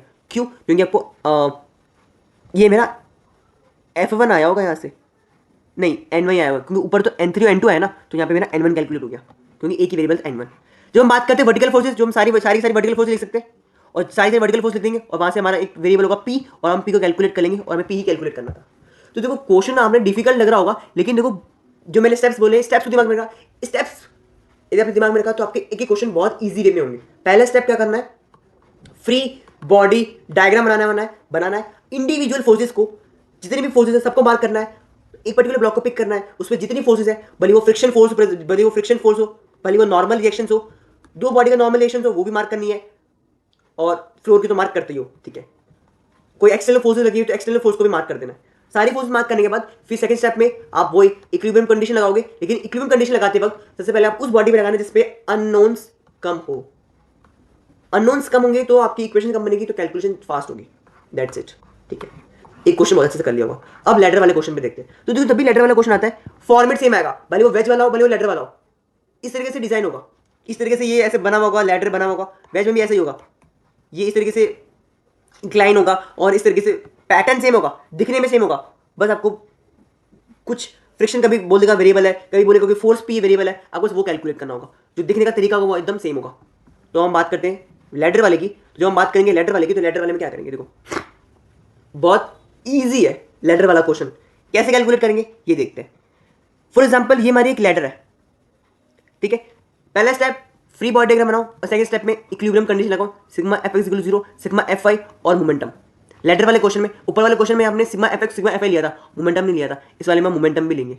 ठीक है, जब भी ऐसा आएगा आपको यहाँ पे एंगल दिखेगा, अल्फा एंगल दिखेगा बीटा, कभी बोलेगा अल्फा कैलकुलेट करो, बीटा कैलकुलेट करो, कभी बोलेगा फ्रिक्शन कैलकुलेट करो। तो सबसे पहले स्टेप होगा फ्री बॉडी डायग्राम। मैं आपको फ्री बॉडी डायग्राम बनाना सिखा रहा हूँ, बाकी कोई भी क्वेश्चन है आप बस फ्री बॉडी डायग्राम बनाना, और फिर तो आपको क्या करना है sigma F x sigma F आई और मोमेंटम। और मुझे पता है कि आई होप ये अभी तक आपको ये तीनों इक्विलिब्रियम कंडीशन लगानी आ गई होगी। ठीक है, फ्री बॉडी डायग्राम की बात करें तो देखो ये जो इसका पॉइंट है, इस पॉइंट पर एक नॉर्मल रिएक्शन, क्योंकि ये फ्लोर है तो इसमें एक नॉर्मल रिएक्शन लगा रहा होगा ऊपर की तरफ, मैंने मान लिया N1। ठीक है, फिर इस वाले फ्लोर ये फ्रिक्शन ये फ्लोर है, क्योंकि ऑब्वियसली रफ सरफेस एक फ्रिक्शन लग रहा होगा, फ्रिक्शन पीछे तरफ लग रहा होगा, बिकॉज इस जो ये लैडर है इसकी टेंडेंसी ऐसे करने की है, इस तरीके से गिरेगी, तो उसकी टेंडेंसी इस तरीके से फ्रिक्शन क्या लग रहा होगा, अपोजिट लग रहा होगा, जिसको हम बोलेंगे FR।